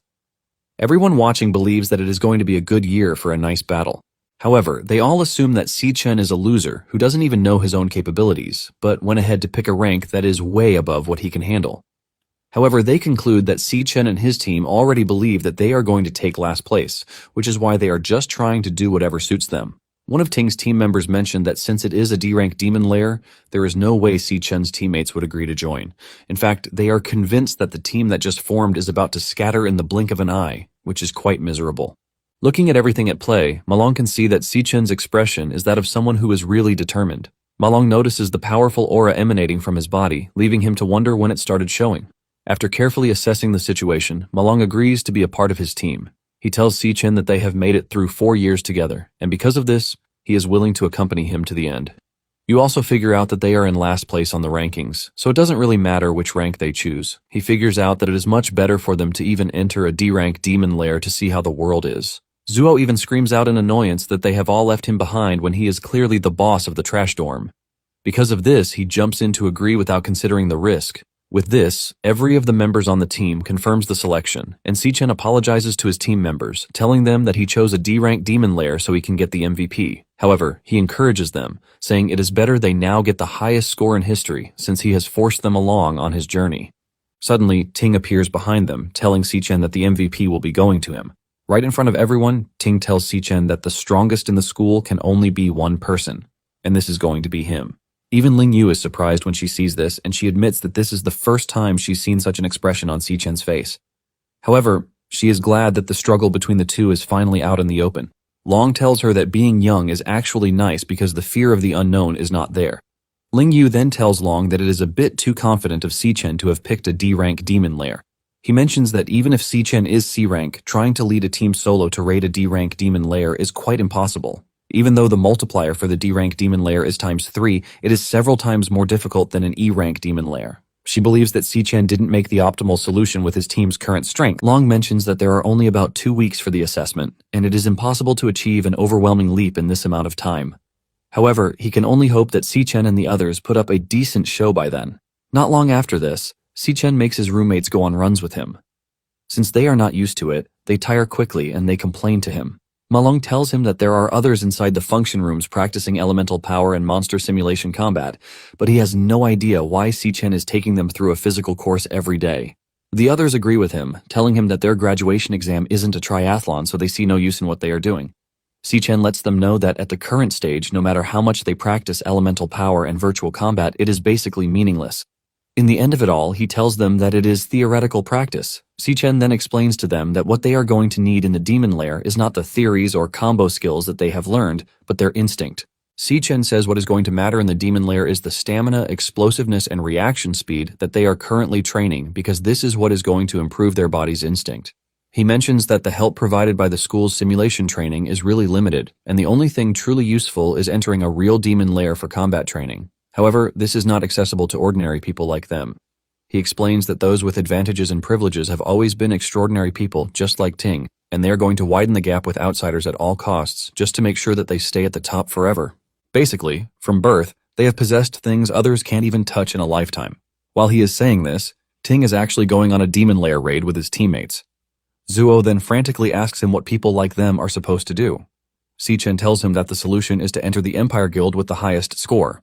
They are to cross the finish line before those with an advantage, revealing that the graduation assessment is everyone's only chance to overtake on the curve. Si-chen admits that it is also his best chance to overtake on the curve, and he assures the team that he is going to do his best to deliver what he promised, which is a win in the graduation assessment. After the motivation, the team takes their training seriously, and they stick to the physical session every day. At the same time, Ting is spending all of his time in demon lairs meant for training. After undergoing physical training during the day, Si-chen still heads into the dream lair in the night to fight monsters.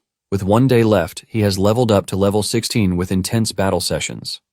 Finally, the assessment day arrives, and the students are welcomed to the arena. There is an assessment drone for each team, and this drone will accompany them into the demon lair. Si-chen's teammates are seriously prepared for the assessment, and the same can be said for Si-chen. The drone tells everyone to make sure that their wristbands and equipment are worn in the right order. Meanwhile, at the school's administrative building, Long welcomes Ting's father, Gong Lin, who is the co-founder of the Empire Guild. The moment the students spot Lin, they are all blown away, since he is a reputable man.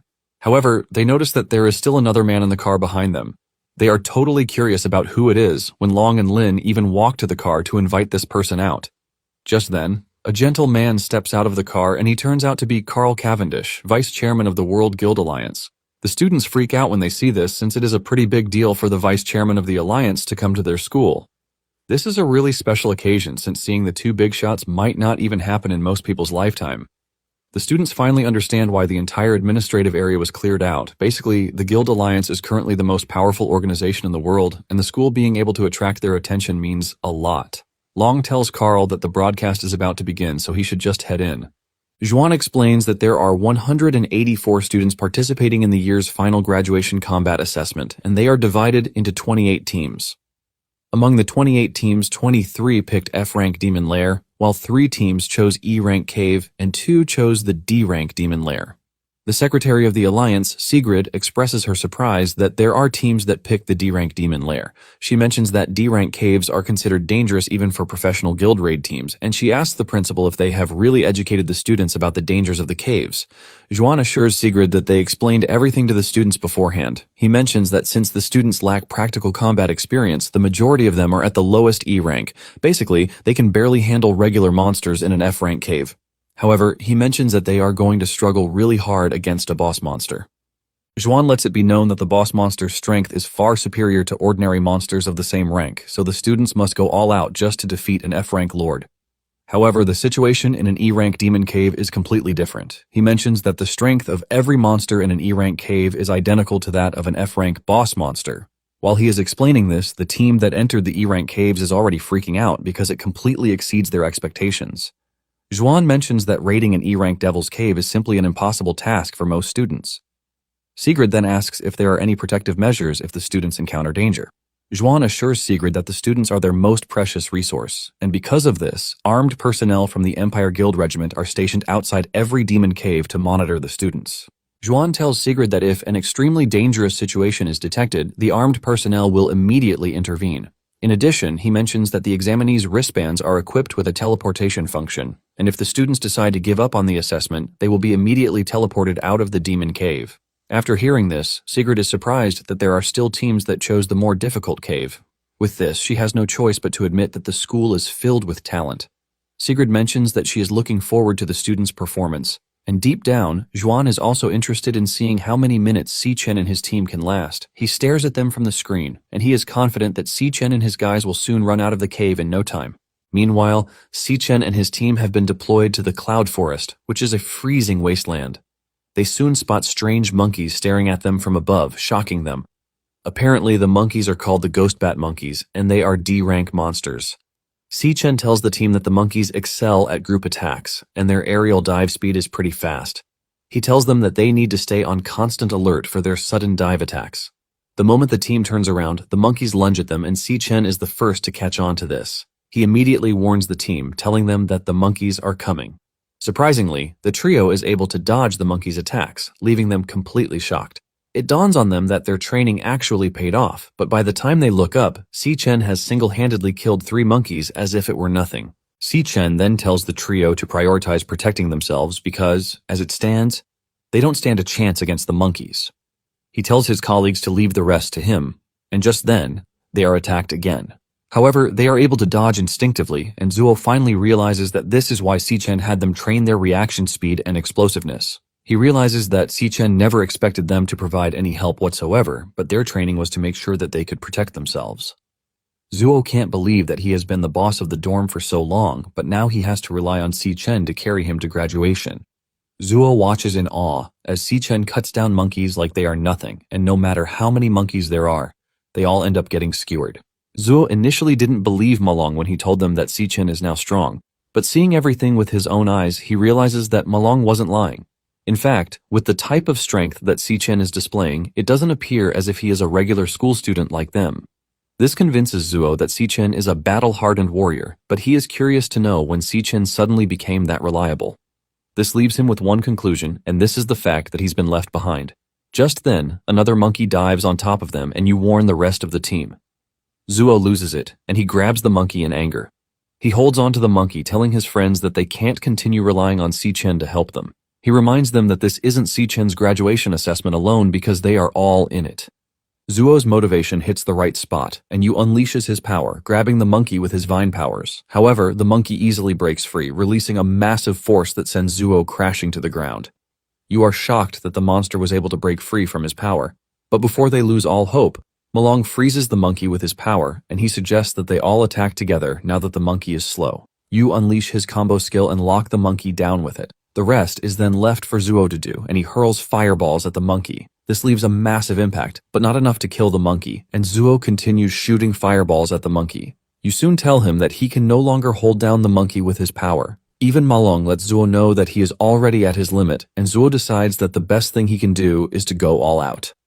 Zuo creates a giant fireball with everything he has, and he drops it on the monkey. This generates a crazy explosion on impact, releasing a massive shockwave that even sends his teammates staggering backwards. By the time the smoke clears off, the assistant drone congratulates them on successfully killing a ghost bat monkey.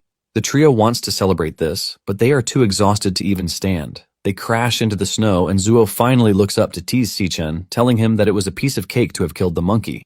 However, by the time he looks up, Si-Chen is drenched in monkey blood. Si-Chen smiles at Zuo, commending him for a job well done. The assistant drone then congratulates them, telling them that they have killed all the monkeys within the cave. On the outside, Zhuan is losing his mind as this is the last thing he expects to happen. He can't believe that students with zero combat experience were able to kill a D-rank monster, which is way above their level. Meanwhile, Long and Lin are completely focused on the match. Just then, Carl speaks up, saying Si-Chen's performance is excellent, while adding that Si-Chen actually looks like an old acquaintance. Carl proudly mentions that he is going to remember Si-Chen's name, and hearing this, Lin is already losing his mind. Xuan notices that Si-Chen is already taking all the attention, and he quickly distracts them, telling everyone in the room to focus on Ting's team, who also chose D-rank. He mentions that Ting's team has already reached the middle of the cave. Sigrid admits that Ting's team coordination is pretty smooth, which makes it seem like a professional guild raid team. Carl also watches a bit, and he makes his comment saying the quality of the year's graduates isn't bad. Zhuan is glad that they are already getting interested in the whole thing, but Zhuan actually has another thing planned out. In Ting's cave, they are going up against miasma poison mushroom monsters. The team works together pretty well to take down the monsters. The cleric does her job healing wounded team members, while the dude responsible for pulling aggro also does as told. Ting, on the other hand, is left to finish off the job by slicing the monsters in half after they have been restrained. Ting's team is able to clear out the monsters much more easily because they are the same ones that they encountered during their training. The students are glad that they are on Ting's side because the whole exam was arranged by his uncle, which shows just how much easier life is once one has the right backer. With the way things are going, the team is convinced that they are going to come out on top. After wiping out the small fries, Ting tells his team to follow him because it is time to take out the monster boss. At the same time, Si-Chen's team has made it to the apex of the demon cave where they find a D-rank ice ghost ape in the distance. The ape is so big that Zuo admits that a slap from it will kill him several times over. The gorilla is enjoying a meal of bat monkeys when it spots the team staring at it. It immediately drops its food and it dashes toward them at an alarming rate. The other three rush off in fear while Si-Chen stands his ground. Si-Chen jumps and kicks the gorilla in the face, and as it flies off into the distance, Si-Chen meets it halfway with a lightning dagger to slice it into numerous pieces. Malong and the others are left in total shock as Si-Chen was able to do this with ease yet again. However, Si-Chen is not impressed because the experience points dropped by the gorilla are too small to celebrate for a monster that calls itself the Lord of the Cave. In addition, the loot it dropped is just trash, and Si-Chen is thinking about this when he hears Zuo screaming out monastones. He turns around to see the trio rushing toward a tree hollow, which has a bulk load of monastones hidden inside it. The stones are so big that the trio is already thinking about how rich they are going to be. Zuo stretches his hand to grab the stones, but before Si-Chen can warn them, it is already done. The moment they touch the stone, it unleashes a massive ice burst bomb that freezes everything over. Even the assistant drone was frozen over, causing it to stop broadcasting. It turns out that this was all Zhuan's plan, and he is glad that they actually fell for the trap. He strokes his mustache, thinking about how Sichen's graduation assessment journey has finally come to an end. Carl then mentions that, as it stands, the students' lives are already in danger, and Zhuan quickly agrees to evacuate them. However, Long cuts in, telling Zhuan not to do anything but give the students a bit more time. Lin and Zhuan are shocked when they hear this, and Long explains that the wristbands they are wearing monitor their physical condition, so as it stands, their vital signs are perfectly normal. In addition, there are no reports of them having any thoughts of forfeiting, so the right to leave the battlefield remains in the hands of the students, not the examiners. Back in the cave, everyone has frozen up except for Malong, and this is because he is also a cloud type, so he has some resistance to freezing. Without him, they would have been completely wiped out, and just then, he hears an evil laughter from above. He looks up to see a scary entity staring down on him, and this happens to be the true lord of the demon cave. Malong freaks out because he's seen this monster before in the encyclopedia, and it is a cloud mage that possesses both control and attack skills, which are powerful enough to manipulate ice and snow. It is a cruel monster that likes to toy with its prey until they die, and this monster is the Frostbone Skeleton King. Malong figures out that the ice bomb from earlier was the king's trap, and Malong immediately comes to the quick conclusion that there is no way he is handling the beast all by himself. He stands up and dashes off towards Sichen, since he is the only one who can give them a bit of a chance against C-rank monsters. Just as he is about to reach where Sichen is, the Frost King hits him in the heel with an ice spear, causing him to crash to the ground in pain. While groaning in pain, the Frost King is having a laugh. Malong's wristband warns him about the injury, and asks him if he would like to forfeit the match, but he refuses, and he starts the process of breaking Sichen out of the ice. He unleashes his purification spell, which unleashes energy to remove the debuff. Malong knows that as long as Sichen breaks free, they have a chance.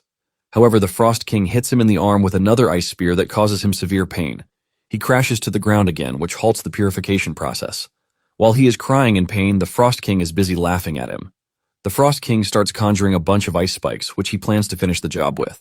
The wristband warns him repeatedly, telling him that he is losing blood, so he is advised to forfeit the assessment.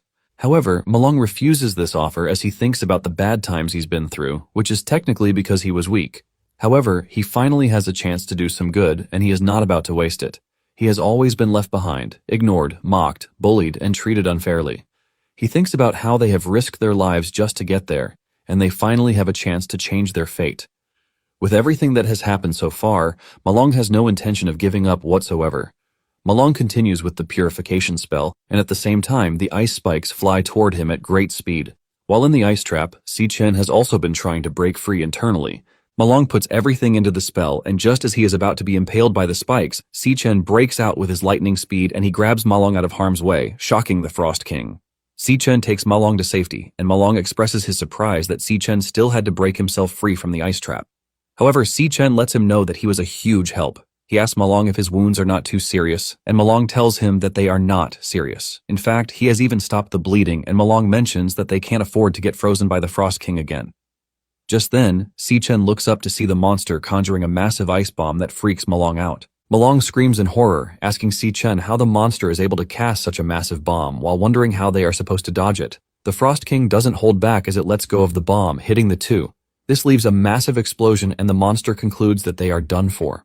By the time the ice dust clears off, the two remain unharmed. It turns out that Sichen had activated the Infernal Death King, which is also a cloud class, to negate the Frost King's attack.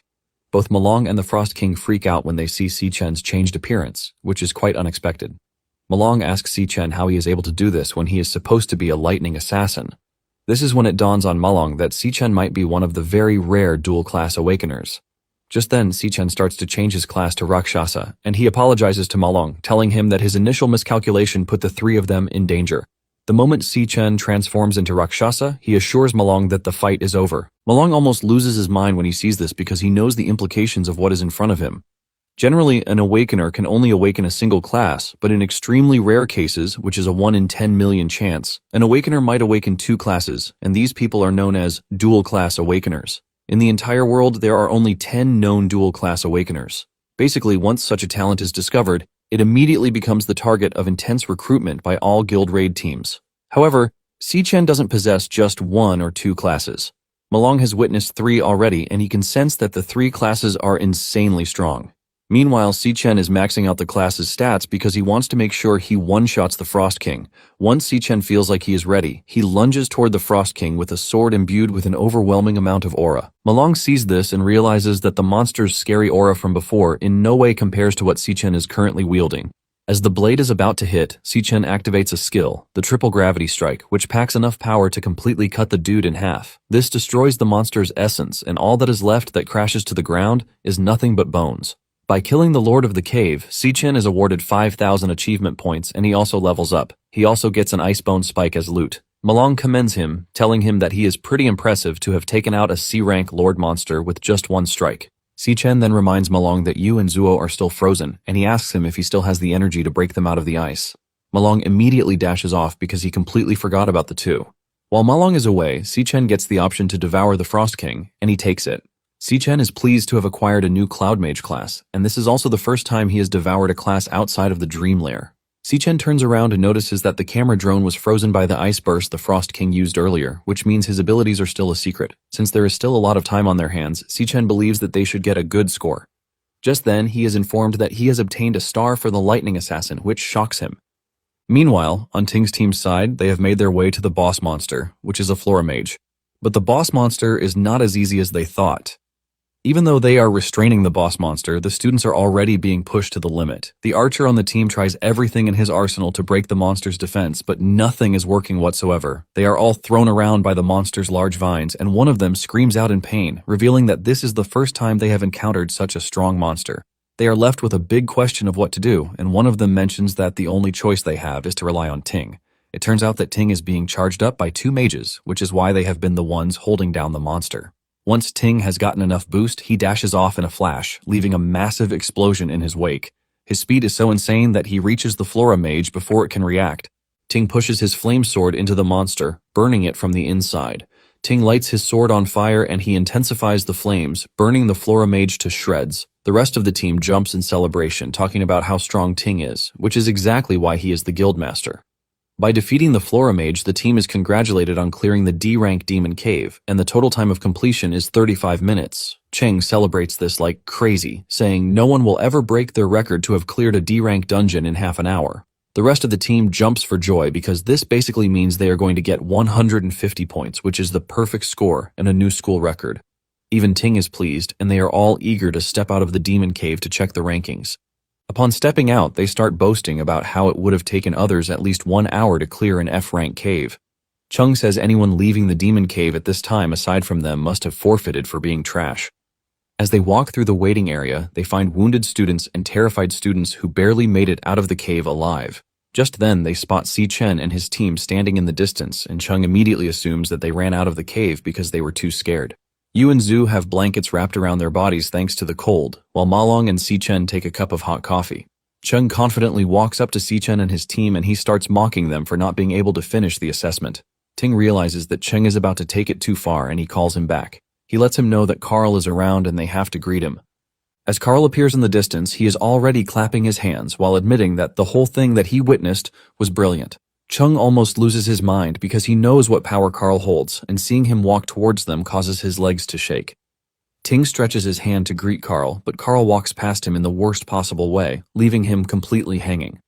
Carl walks up to Si-chen, commending him and telling him that he is really remarkable. Ting is trying to understand what is happening until she hears Carl commending Si-chen for clearing the cave in mere 21 minutes. Carl mentions that even a fully fledged professional guild raid team would find it difficult to achieve. Chung screams out in shock when he hears Si-chen's completion time. Si-chen and his teammates offer their greetings to Carl. Si-chen recognizes Carl and he knows that he is arguably the second most powerful man in the world as it stands. However, what he doesn't know is why Carl would come to the school. Carl confidently mentions that his trip to the school was definitely not a waste. Just then, he remembers that Ting of the Gong family also did well because it is impressive to have led a team to clear a D-rank demon lair at such a young age. Carl commends Lin, saying he taught Ting really well. Lin accepts the commendations, but deep down he is pissed that someone bested his son. Carl then reveals his intention to leave since it is already getting late. Carl teases Long, telling him that he managed to hit the jackpot this time around because he found nice prodigies in a single year, which is pretty rare. Zhuan then declares his intention to announce the assessment results for both teams. He mentions that since there is a tie for a perfect score in the assessment, he announces that both of their teams are tied for the championship, so everyone on both teams is eligible to join the Empire Guild. Malong and the other three jump up in joy because they have been awarded a rare opportunity, which is a one-way ticket to the top. Ting's lackeys also celebrate this, but Ting and Sichen remain totally calm about the whole thing. Zhuan then mentions that Ting and Sichen will both split the 1 million MVP prize money equally. Sichen hears this, and he becomes worried because he promised Z that he would pay back 1 million within a month. This leaves him wondering if he would have to delay the payment, but he concludes that the only viable option is to find another way to earn 500,000 as quickly as possible. Suddenly, Ting speaks up saying there can only be one champion, and he immediately demands a one-on-one tiebreaker battle with Sichen. Ting's declaration shocks everyone, and even Carl, who is already leaving, turns around with the sudden twist of events. Zhuan walks to Ting, whispering in his ear, asking him why he is being rash, since the assessment is already over. He lets him know that a tie for first place is the perfect outcome, and he also believes that Sichen would never agree to an extra match. Just then, Sichen shocks everyone, asking Ting if he would surrender the entire 1 million if Sichen wins. Zhuan almost chokes on his saliva when he hears this, and Ting promises to hand over all the money if Sichen is able to defeat him. Carl is left entertained by this because this means the performance hasn't ended yet. Sichen confidently walks up to Ting, asking him how he wants them to settle the match. After the whole challenge thing, Sichen heads to Mithril Exchange to talk to Z about the loan repayment. Z lets him know that he wasn't expecting him to completely shatter the record, even though he was expecting him to take first place. Z tells him that he is currently all over the news, and he is glad that he made a wise decision. In fact, Z tells Sichen that he doesn't need to pay him back the 1.5 million, suggesting that he considers it his investment in him. However, Sichen refuses, telling the man that a debt is a debt and he must repay it. Sichen lets Z know that he is there to tell him two things, and the first thing is the repayment deadline. Sichen wants Z to grant him a 1-week extension, and this is because the graduation assessment ended in a tie, so he only received 500,000, which is way less than expected. Sichen tells Z that he will have a one-on-one tiebreaker with Ting, the other champion, which is going to take place a week from the current day in the wild demon cave outside the school. Z is shocked to hear this, since it is unprecedented for students to enter a demon cave. He mentions that neither Ting nor Sichen has gone through professional guild training, which makes it pretty dangerous. Sichen tells Z that he has nothing to worry about, assuring him that once he wins the tiebreaker in a week, he will get the remaining 500,000. In addition, he is going to give him all the materials he obtains from the demon cave, so he should consider this the interest for a 1-week extension. Z is surprised because Sichen is not even showing the slightest hint of fear about entering the demon cave, but he is only thinking about his debt and interest. With this, Z can only confirm that the dude is truly extraordinary. Just then, Sichen tells Z that there is one more important thing he needs to discuss with him. Z is completely shocked and overwhelmed when he hears everything Sichen has to talk about. In fact, he is so shocked that it gets him out of his seat. Later on at Yun's school, she has just finished her final exam, and she's in high spirits because the summer vacation has automatically started. Just then, it dawns on her that it is her brother's graduation assessment day. She remembers the first day Sichen got the admission letter to the school, and they were completely hyped. Sichen had high hopes of joining a top guild so he could take care of Yun and create a better life for her. In fact, he believes that he might use the opportunity to uncover the truth about their parents' disappearance. Yun praises her brother, assuring him that he is going to become a super incredible awakener. However, after a while, Sichen failed to awaken, and the high hopes they initially had started becoming bleak. However, Sichen refuses to be knocked down by this setback, and he wears a smile on his face, assuring his sister that he is going to keep working hard to make sure he makes ends meet. After getting into the university, Sichen started working harder than anyone else, but in the end, he became the only one who failed to awaken. Yun believes her brother must have been so lonely, since he was the only one who was left who hadn't awakened. Yun is deep in thought when one of her friends shows up and brings her back to reality by shoving her on the shoulder, asking her if she's heard that the National Awakener University produced 2 genius graduates. She mentions that these 2 geniuses led their teams to perfect scores, and Carl even came in person to praise them. The girl tells Yun that the whole story is all over the news, and it appears that their city is going to be famous really soon. She's about to ask Yun about her brother when they are cut off by a pink-haired popular dude in school. The dude tells Yun that he has booked the private penthouse at the Zaifeng building, and he wants Yun to come by 8 p.m. Yun's friend is shocked when she sees this because she never knew Yun was connected to the school idol. Yun remains silent, and she soon runs off, shocking her suitor and her friend. As she runs off, she thinks about how sad her brother must be feeling because he is the only one who didn't awaken. She decides to run home and make him a feast, just to cheer him up. That night, Si-chen returns home to find different delicacies that have been prepared by Yun, and this shocks Si-chen. Si-chen is forced to ask her how she had the time to prepare all of these. Si-chen wastes no time as he descends upon the food, and he starts swallowing everything his hand can touch. Behind Yun, the TV is broadcasting the news concerning the graduation combat assessment. While the news is being broadcast, Si-chen is having the best time of his life. And to Yun, she believes that Si-chen is just trying to act tough, even though he is broken inside. She knows that failing the graduation assessment would be a massive blow to anyone, but he is not even showing any sign that he is depressed. The news anchor continues, revealing that the assessment produced a dual champion outcome, which is pretty rare. She talks about how Carl praised the two geniuses who led their teams to victory, and she proceeds to mention their names. Just then, Yun hears her brother's name, and she turns around in shock as she doesn't want to believe her eyes. She stares at the TV and realizes that it is true, and the one who got the perfect score is her freaking brother. Meanwhile, Lin is busy whipping his son for failing even after everything he set up for him. He mentions that he personally invited Carl, but he ended up messing everything up and even presented another candidate for them to see. Lin is pissed that his son lost to a nobody, and because of this, he has whipped his back so badly that he is bleeding all over. Lin then tells Ting that from that moment forward, Ting doesn't get to make his own decisions, revealing that he has already arranged everything for his combat tiebreaker, which is going to be held in a week. Lin tells Ting that he is ready to do it for him since he has failed to do it himself. Lin confidently declares that no matter what it takes, the first place must go to the Gong family, showing how screwed up the family is. Back in Si-chen's home, Yun turns to her brother in shock, asking him if he is the one the anchor is talking about.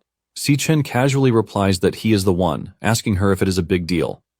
Yun's eating spoon drops from her in total shock, as she can't believe that her own brother is the talk of the town.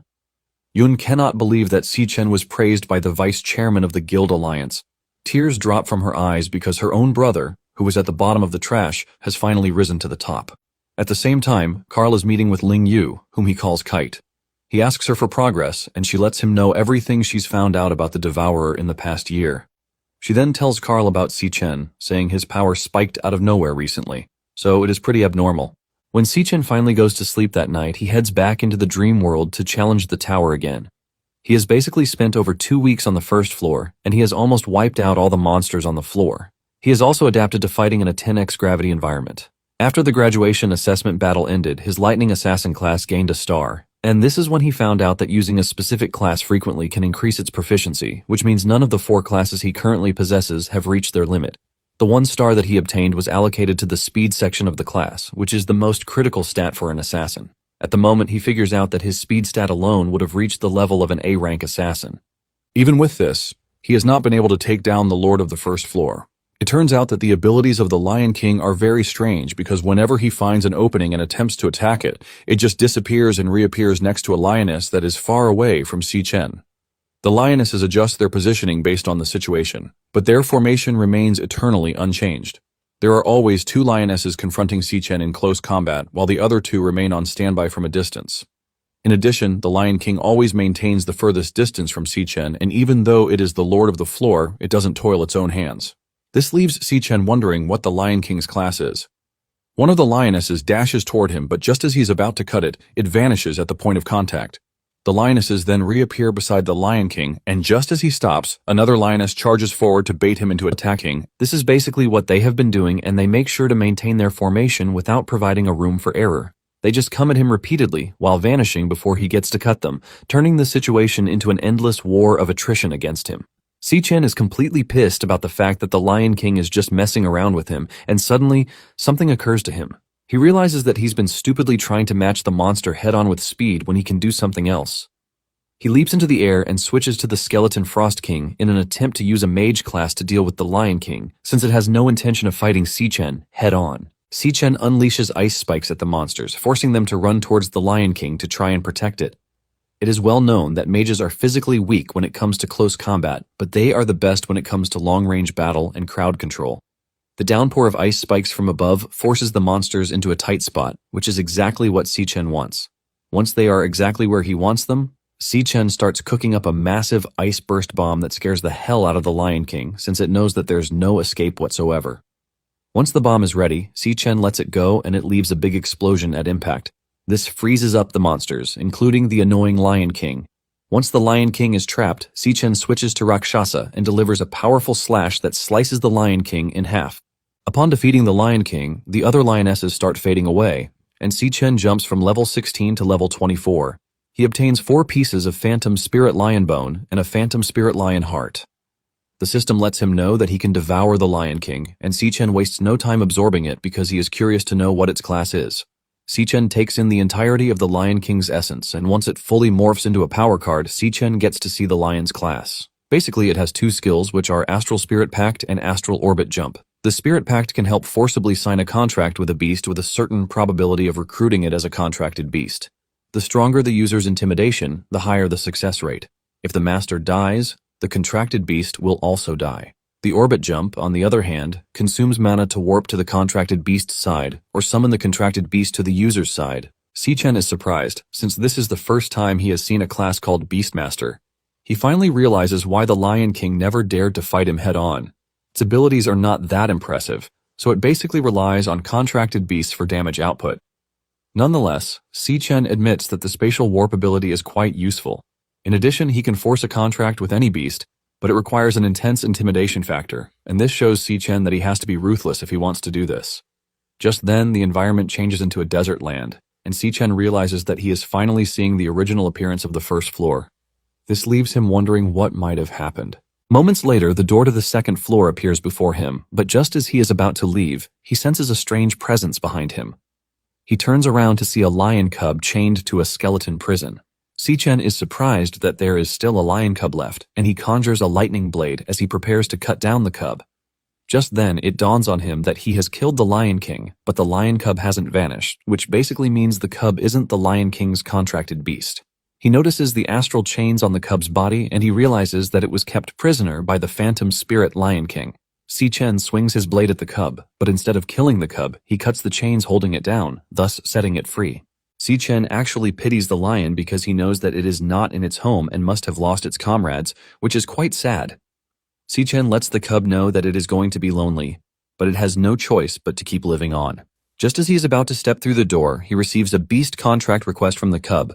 The system lets him know that the success rate is 100%. The cub has 2 passive skills. Upon signing the contract, the contracted beast's attributes are enhanced, and any experience points gained by the contracted beast will be equally shared with the master. The second skill is that if the contracted beast is in danger, the master can access its current field of vision. Si-Chen turns around in shock, as he wasn't expecting to be able to form a contract with the beast, Lion King Leo. Si-Chen asks Leo if it wants to follow him, and Leo replies with a roar, which basically means yes. Si-Chen lets Leo know that from that moment forward, he is going to be conquering the floor of the Devil Tower, which means every step he takes is going to be dangerous. Si-Chen lets Leo know that it can even lose its life, and he asks if it has truly thought it through, and Leo confirms this with a roar. Since this is the case, Si-Chen consents to the contract, and the contract is formed successfully. Once they are done, Si-Chen tells Leo that it is time for them to head to the second floor. Si-Chen urges Leo to make sure it protects itself while he is busy fighting, and Leo acknowledges this. Upon stepping onto the second floor, it turns out to be a floor filled with lava, which makes it so hot. Even Si-Chen can feel the heat, talking about how it feels like he is going to melt. Si-Chen wonders what monster he is going to encounter on the second floor, and suddenly, an attack comes out of nowhere. Before Si-Chen can react, the attack already leaves a big hole in his chest, killing him on the spot. Si-Chen wakes up in fear, clutching his chest with fear creeping through his body. Si-Chen cannot believe that he was killed in an instant when he didn't even get to see what kind of monster he was going up against. Si-Chen is thinking about this when he hears his sister calling out to him, telling him to step out to eat breakfast. Si-Chen heads to the dining room, and he is blown away by the magnificent feast that was prepared by his sister. Yoon prepares to leave the house, and she tells Si-Chen to wash the dishes in the sink after he is done eating. She adds that he should hang the clothes from the washing machine in 30 minutes. Si-Chen is surprised, and he asks Yoon where she is going in such a rush because he knows that summer vacation has started. Yoon replies that she is heading to her summer job, and Si-Chen is surprised to hear this, since he remembers telling his sister that they are now comfortable. Yoon smiles, telling Si-Chen that he has risen to the top, so she can't afford to fall behind too. In addition, she is just going to be bored to death if she tries staying at home throughout the summer. Before Si-Chen can change her mind, she dashes off, while reminding him about the clothes in the washing machine. After she is gone, Si-Chen attends to the chores Yoon gave him, and he smiles while doing them because he knows that his sister has always been the determined type. Even though she is still a child, she takes care of her older brother like a baby. Si-Chen figures out that after he is done with the whole school shenanigans, he has to deal with wrath, which means he won't be able to stay by his sister's side for much longer. He worries so much about Yoon, and just then, something crosses his mind, and he decides to try it out. He taps into his mental space, and he opens his inventory for Leo to fall out. Si-Chen is surprised that he was able to summon a contracted beast from the dream world. Leo wastes no time acting like a normal kitten as it trashes the entire room in minutes. With this, Si-Chen figures out that he can just have Leo follow Yoon around, so he can know when she is in danger, which will help him rush over to her side. Apparently, Yoon has always loved cats and dogs since she was little, and if it were a small lion, Si-Chen believes that Yoon would have no issue with it. Before he knows it, Leo has trashed the entire house, ruining the kitchen too. That evening, an awakened man is seen fighting a hidden enemy that appears to possess the devouring skill too. The awakened stands no chance whatsoever against the monster, and before he dies, the image of the monster flashes before his eyes, showing that it is one of the demon kings and most likely Lanyu. At the same time, Yoon just got off work and she is walking home completely tired because she's been standing all day. While walking through an alley, she runs into someone who leaves her completely stunned. This person turns out to be the pink-haired idol from her school who invited her, Jin Duoksin. Duoksin tells Yoon that she left school in a rush the last time they saw each other, so she basically missed his invitation for a date. However, he lets her know that he can still rent out the entire building just for their date that night, but his presence is already disgusting to Yoon. She asks him how he even knows that she lives around. Duoksin boastfully reveals that his father is the director of the first hospital, so it is easy for him to pull a few strings to find her. Yoon turns around, telling Duoksin never to come find her again because they are from two completely different worlds. Duoksin gets mad, and he grabs Yoon, asking her if she has any idea how much effort he put into the whole date thing. In fact, he has invited a bunch of his friends, and Yoon not showing up will totally mean she is disrespecting him. Yoon stares at him intently, asking him why she has to show him any respect. Yoon adds that the fact that he was staking out her home was creepy as hell. Duoksin loses it, and he asks Yoon who she thinks she is to believe he is stalking her. Duoksin tells her that he is just trying to be nice, but she is throwing it right back in his face. Duoksin yells at Yoon, asking her if she thinks he can't have his way with her in just 3 minutes, but this gets Yoon mad and she headbutts him really hard. Duoksin crashes to his knees in pain, and Yoon tells him to check his brain at his dad's hospital because he is clearly not okay.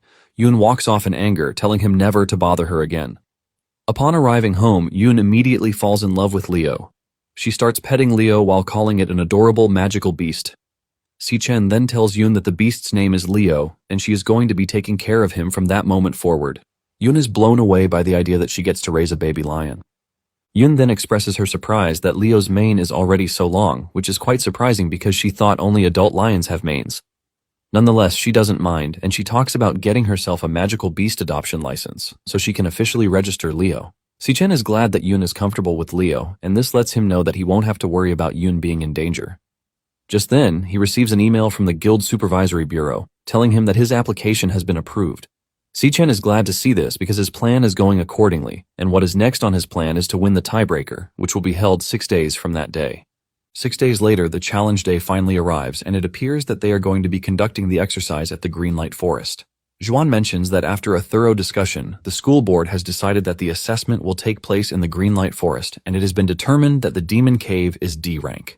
He mentions that Si-Chen and Ting will be assessed within the same demon cave, and because the internal environment of a wild demon's cave is unknown, the risks are higher than those in the caves used for school assessments. Because of this, they have dispatched 3 senior guild raid team members from the Dongsan Nation to serve as examiners, who will also accompany them. The 3 are going to follow the candidates into the cave, and their job is not just to provide protection, but also to score them in real time based on their performance. The white-haired examiner is Ivan, and he is a C-rank Flora chanter. The dude with a hat is Caillou, and he is a nuclear shooter. The fatso is Yuta Sato, and he is a C-rank Star Warrior. Juan mentions that the final results will be determined by the scores given by the examiners. Meanwhile, Lin is watching, and he smiles because he has put everything in place for his son, and he can only hope that the 3 examiners perform their duties well. Long then asks Carl why he is still in the country even though his vacation ended 2 days ago. Carl tells Long that the match between Si-Chen and Ting is pretty interesting and cannot be missed. He mentions that he hasn't witnessed a duel between geniuses in many years, which is something he looks forward to. Just then, Juan declares the match open and the 2 step into the demon cave. Upon entering, the examiners realize that it is a Flora-type demon cave. Suddenly, Si-Chen receives a danger warning from the demon heart, telling him that a high-risk monster has been detected. Si-Chen is shocked since this is the first time the demon heart has issued a warning to him. However, the warning vanishes quickly too, leaving him to wonder if there is a high-level monster inside a D-rank demon lair. The two continue venturing deep into the lair with the examiners watching from behind. The examiners make sure to stay within range to make sure they don't lose sight of the candidates, thanks to the thick fog. Suddenly, a D-rank toxic cage ant emerges from the ground, and Ting reacts to this instantly. Sato is impressed by his reaction speed, but he wants to see how he is going to deal with the ant, since they are known to be ruthless and deadly. The ant shoots corrosive liquid at Ting, but he cuts everything down before reaching the ant and delivers a powerful cut to slice it in half. Ting doesn't stop there, and he makes sure to puncture the monster's heart with his fiery blade, thus incinerating the monster. Ting aura farms just because he manages to kill an ant, and the examiners start dishing out points for him because he reacted so fast to the ant's presence. The trio each awards Ting 10 points, claiming that he displayed exceptional action for someone who is just a student. On the other hand, Si-Chen is strolling around, acting as if Ting didn't just kill a monster. The examiners are already writing him off as a failure because he failed to react to the ant monster. However, Ting wonders what he is searching for. Even Carl asks Long what he thinks Si-Chen is looking for, and Long provides his answer. He mentions that Si-Chen is looking for a method to secure a high score right off the bat. Just as he predicted, Si-Chen finds the ant nest and he wastes no time poking it with his lightning blade, forcing the ants to run out of their hiding place. The examiners are shocked to see Si-Chen going straight for the monster's nest. They scream at him, telling him that he is dealing with D-rank monsters and that by disturbing their nest, he has automatically put everyone at risk. Ting soon figures out what Si-Chen is planning to do, but it is already too late as Si-Chen cuts them all down with a single strike by moving through them with a lightning-fast attack. From a single attack, Si-Chen wipes out the ants, leaving the examiners completely shocked. The reports they got were that Si-Chen is E-rank, but he just took down a bunch of monsters that are supposed to be stronger than him. Seeing this, they conclude that he is freaking overpowered, and they are left asking themselves how they are supposed to grade him. They start looking for excuses to make him look bad, but back in the monitor room, Carl is completely blown away by how Long was right in what Si-Chen wanted to do. Carl is so invested in the assessment that he is munching on a pack of chips just to make sure he is fully concentrated. Carl talks about how spectacular the whole thing is, and he wonders just how Ting plans to respond to this. Seeing how Carl is praising Si-Chen, Lin is already losing his mind, and he clutches his fist in anger. Suddenly the signal goes off, shocking them since this is the second time this has happened. Outside the dungeon, the official managing the dungeon is shocked when the system starts glitching, revealing that there is an anomaly in the system. Before they know it, the entrance to the demon cave vanishes, leaving the officials utterly confused. Back in the dungeon, Si-Chen hears a familiar voice, and this is Wrath's voice. Wrath's. On the outside, Juan is losing his mind, and he yells at one of the staff members to request backup, while wondering if something bad has happened in the demon lair. In the lair, they start hearing strange music, but Si-Chen recognizes it as Wrath's voice, leaving him to wonder why Wrath's voice would appear in such a dungeon, since he was supposed to appear 3 years later. Just then, the demon heart issues a bunch of warnings to Si-Chen, telling him that the contamination levels are critical. Si-Chen turns around when he notices that there is something strange inside the cave behind him. Suddenly they hear a voice emerging from the cave, leaving the examiners worried. The fog soon clears off, and a giant ant monster with blade-like arms steps out of the cave. Out of nowhere, the monster speaks, saying it is glad that humans have taken its bait. Sato freaks out, since they have never seen a talking monster before, which basically means it is C rank or even higher. Sato jumps forward as he prepares to take on the monster, while telling Si-Chen and Ting to stay back. Sato conjures a mana axe with his power, but before he even knows what is happening, his right hand flies off from a precise cut delivered by the ant. The other examiners freak out when they see this, and in no time, it pierces Ting's shoulder with its giant arm, while confidently telling them that they are going to die. Ting loses it, and he angrily cuts off the arm inside his shoulder, shocking the ant. Ting then delivers a powerful kick that sends the ant monster staggering backwards. Ting then tells Si-Chen not to interfere in the fight because, according to the principles of raid priority, the ant monster solely belongs to him. Si-Chen acknowledges this, and he checks out the monster's rank, and he confirms that it is C rank, just like Ting. The examiners rush over to tell Si-Chen to calm down because he needs immediate medical treatment. However, Ting refuses, and he cauterizes his wound with flames. Even Si-Chen is impressed by his tenacity and bravery. Ting unleashes his flame potential, and he looks really pissed as he tells the examiners that the winner for the duel has yet to be decided. Once he is done charging himself up, Ting charges toward the monster with ferocity. Meanwhile, a team commander from the Empire Guild raid, Lin Wuke, has shown up on the scene. He tells Juan and the others that with what he is seeing, there is a highly intelligent monster inside. This is a monster that will intentionally open the entrance to a dungeon to trap humans. Juan then asks Wuke what they are supposed to do in this situation because Ting is still trapped in the dungeon. Wuke mentions that the only way they can get the dungeon to open is for those inside the dungeon to kill the lair's boss monster. Xuan heaves a sigh of relief when he hears this because a D-rank dungeon can only house a C-rank lord at most, which means they can individually handle the monster.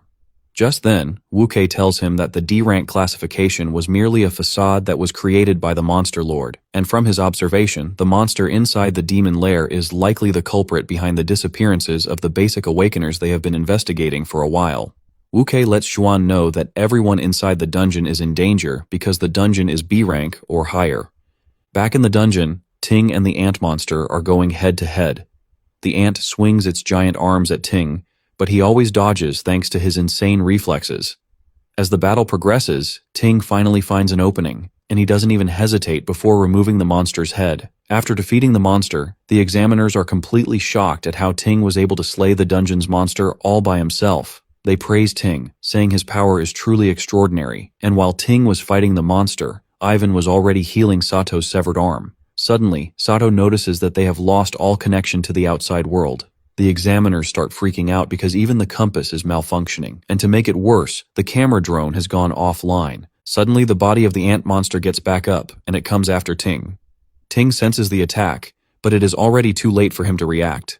Just as the ant monster is about to cut him up, Si-Chen steps in to slice the monster, thus obtaining 2,000 experience points. Ting is completely shocked that he cuts the monster's head, but it was still moving. Si-Chen then tells Ting that the monster was never the lord of the dungeon, revealing that it was hypnotized right from the start, which is why its corpse could still move. While Si-Chen is saying this, he already has his earbuds on, and he tells them that they need to leave the dungeon immediately or they are going to fall victim to the monster's spell. Ting asks him how he knows all of these, and even the examiners yell at him, telling him that the ant monster is C-rank, so there is no way the ant monster is not the lord of the dungeon.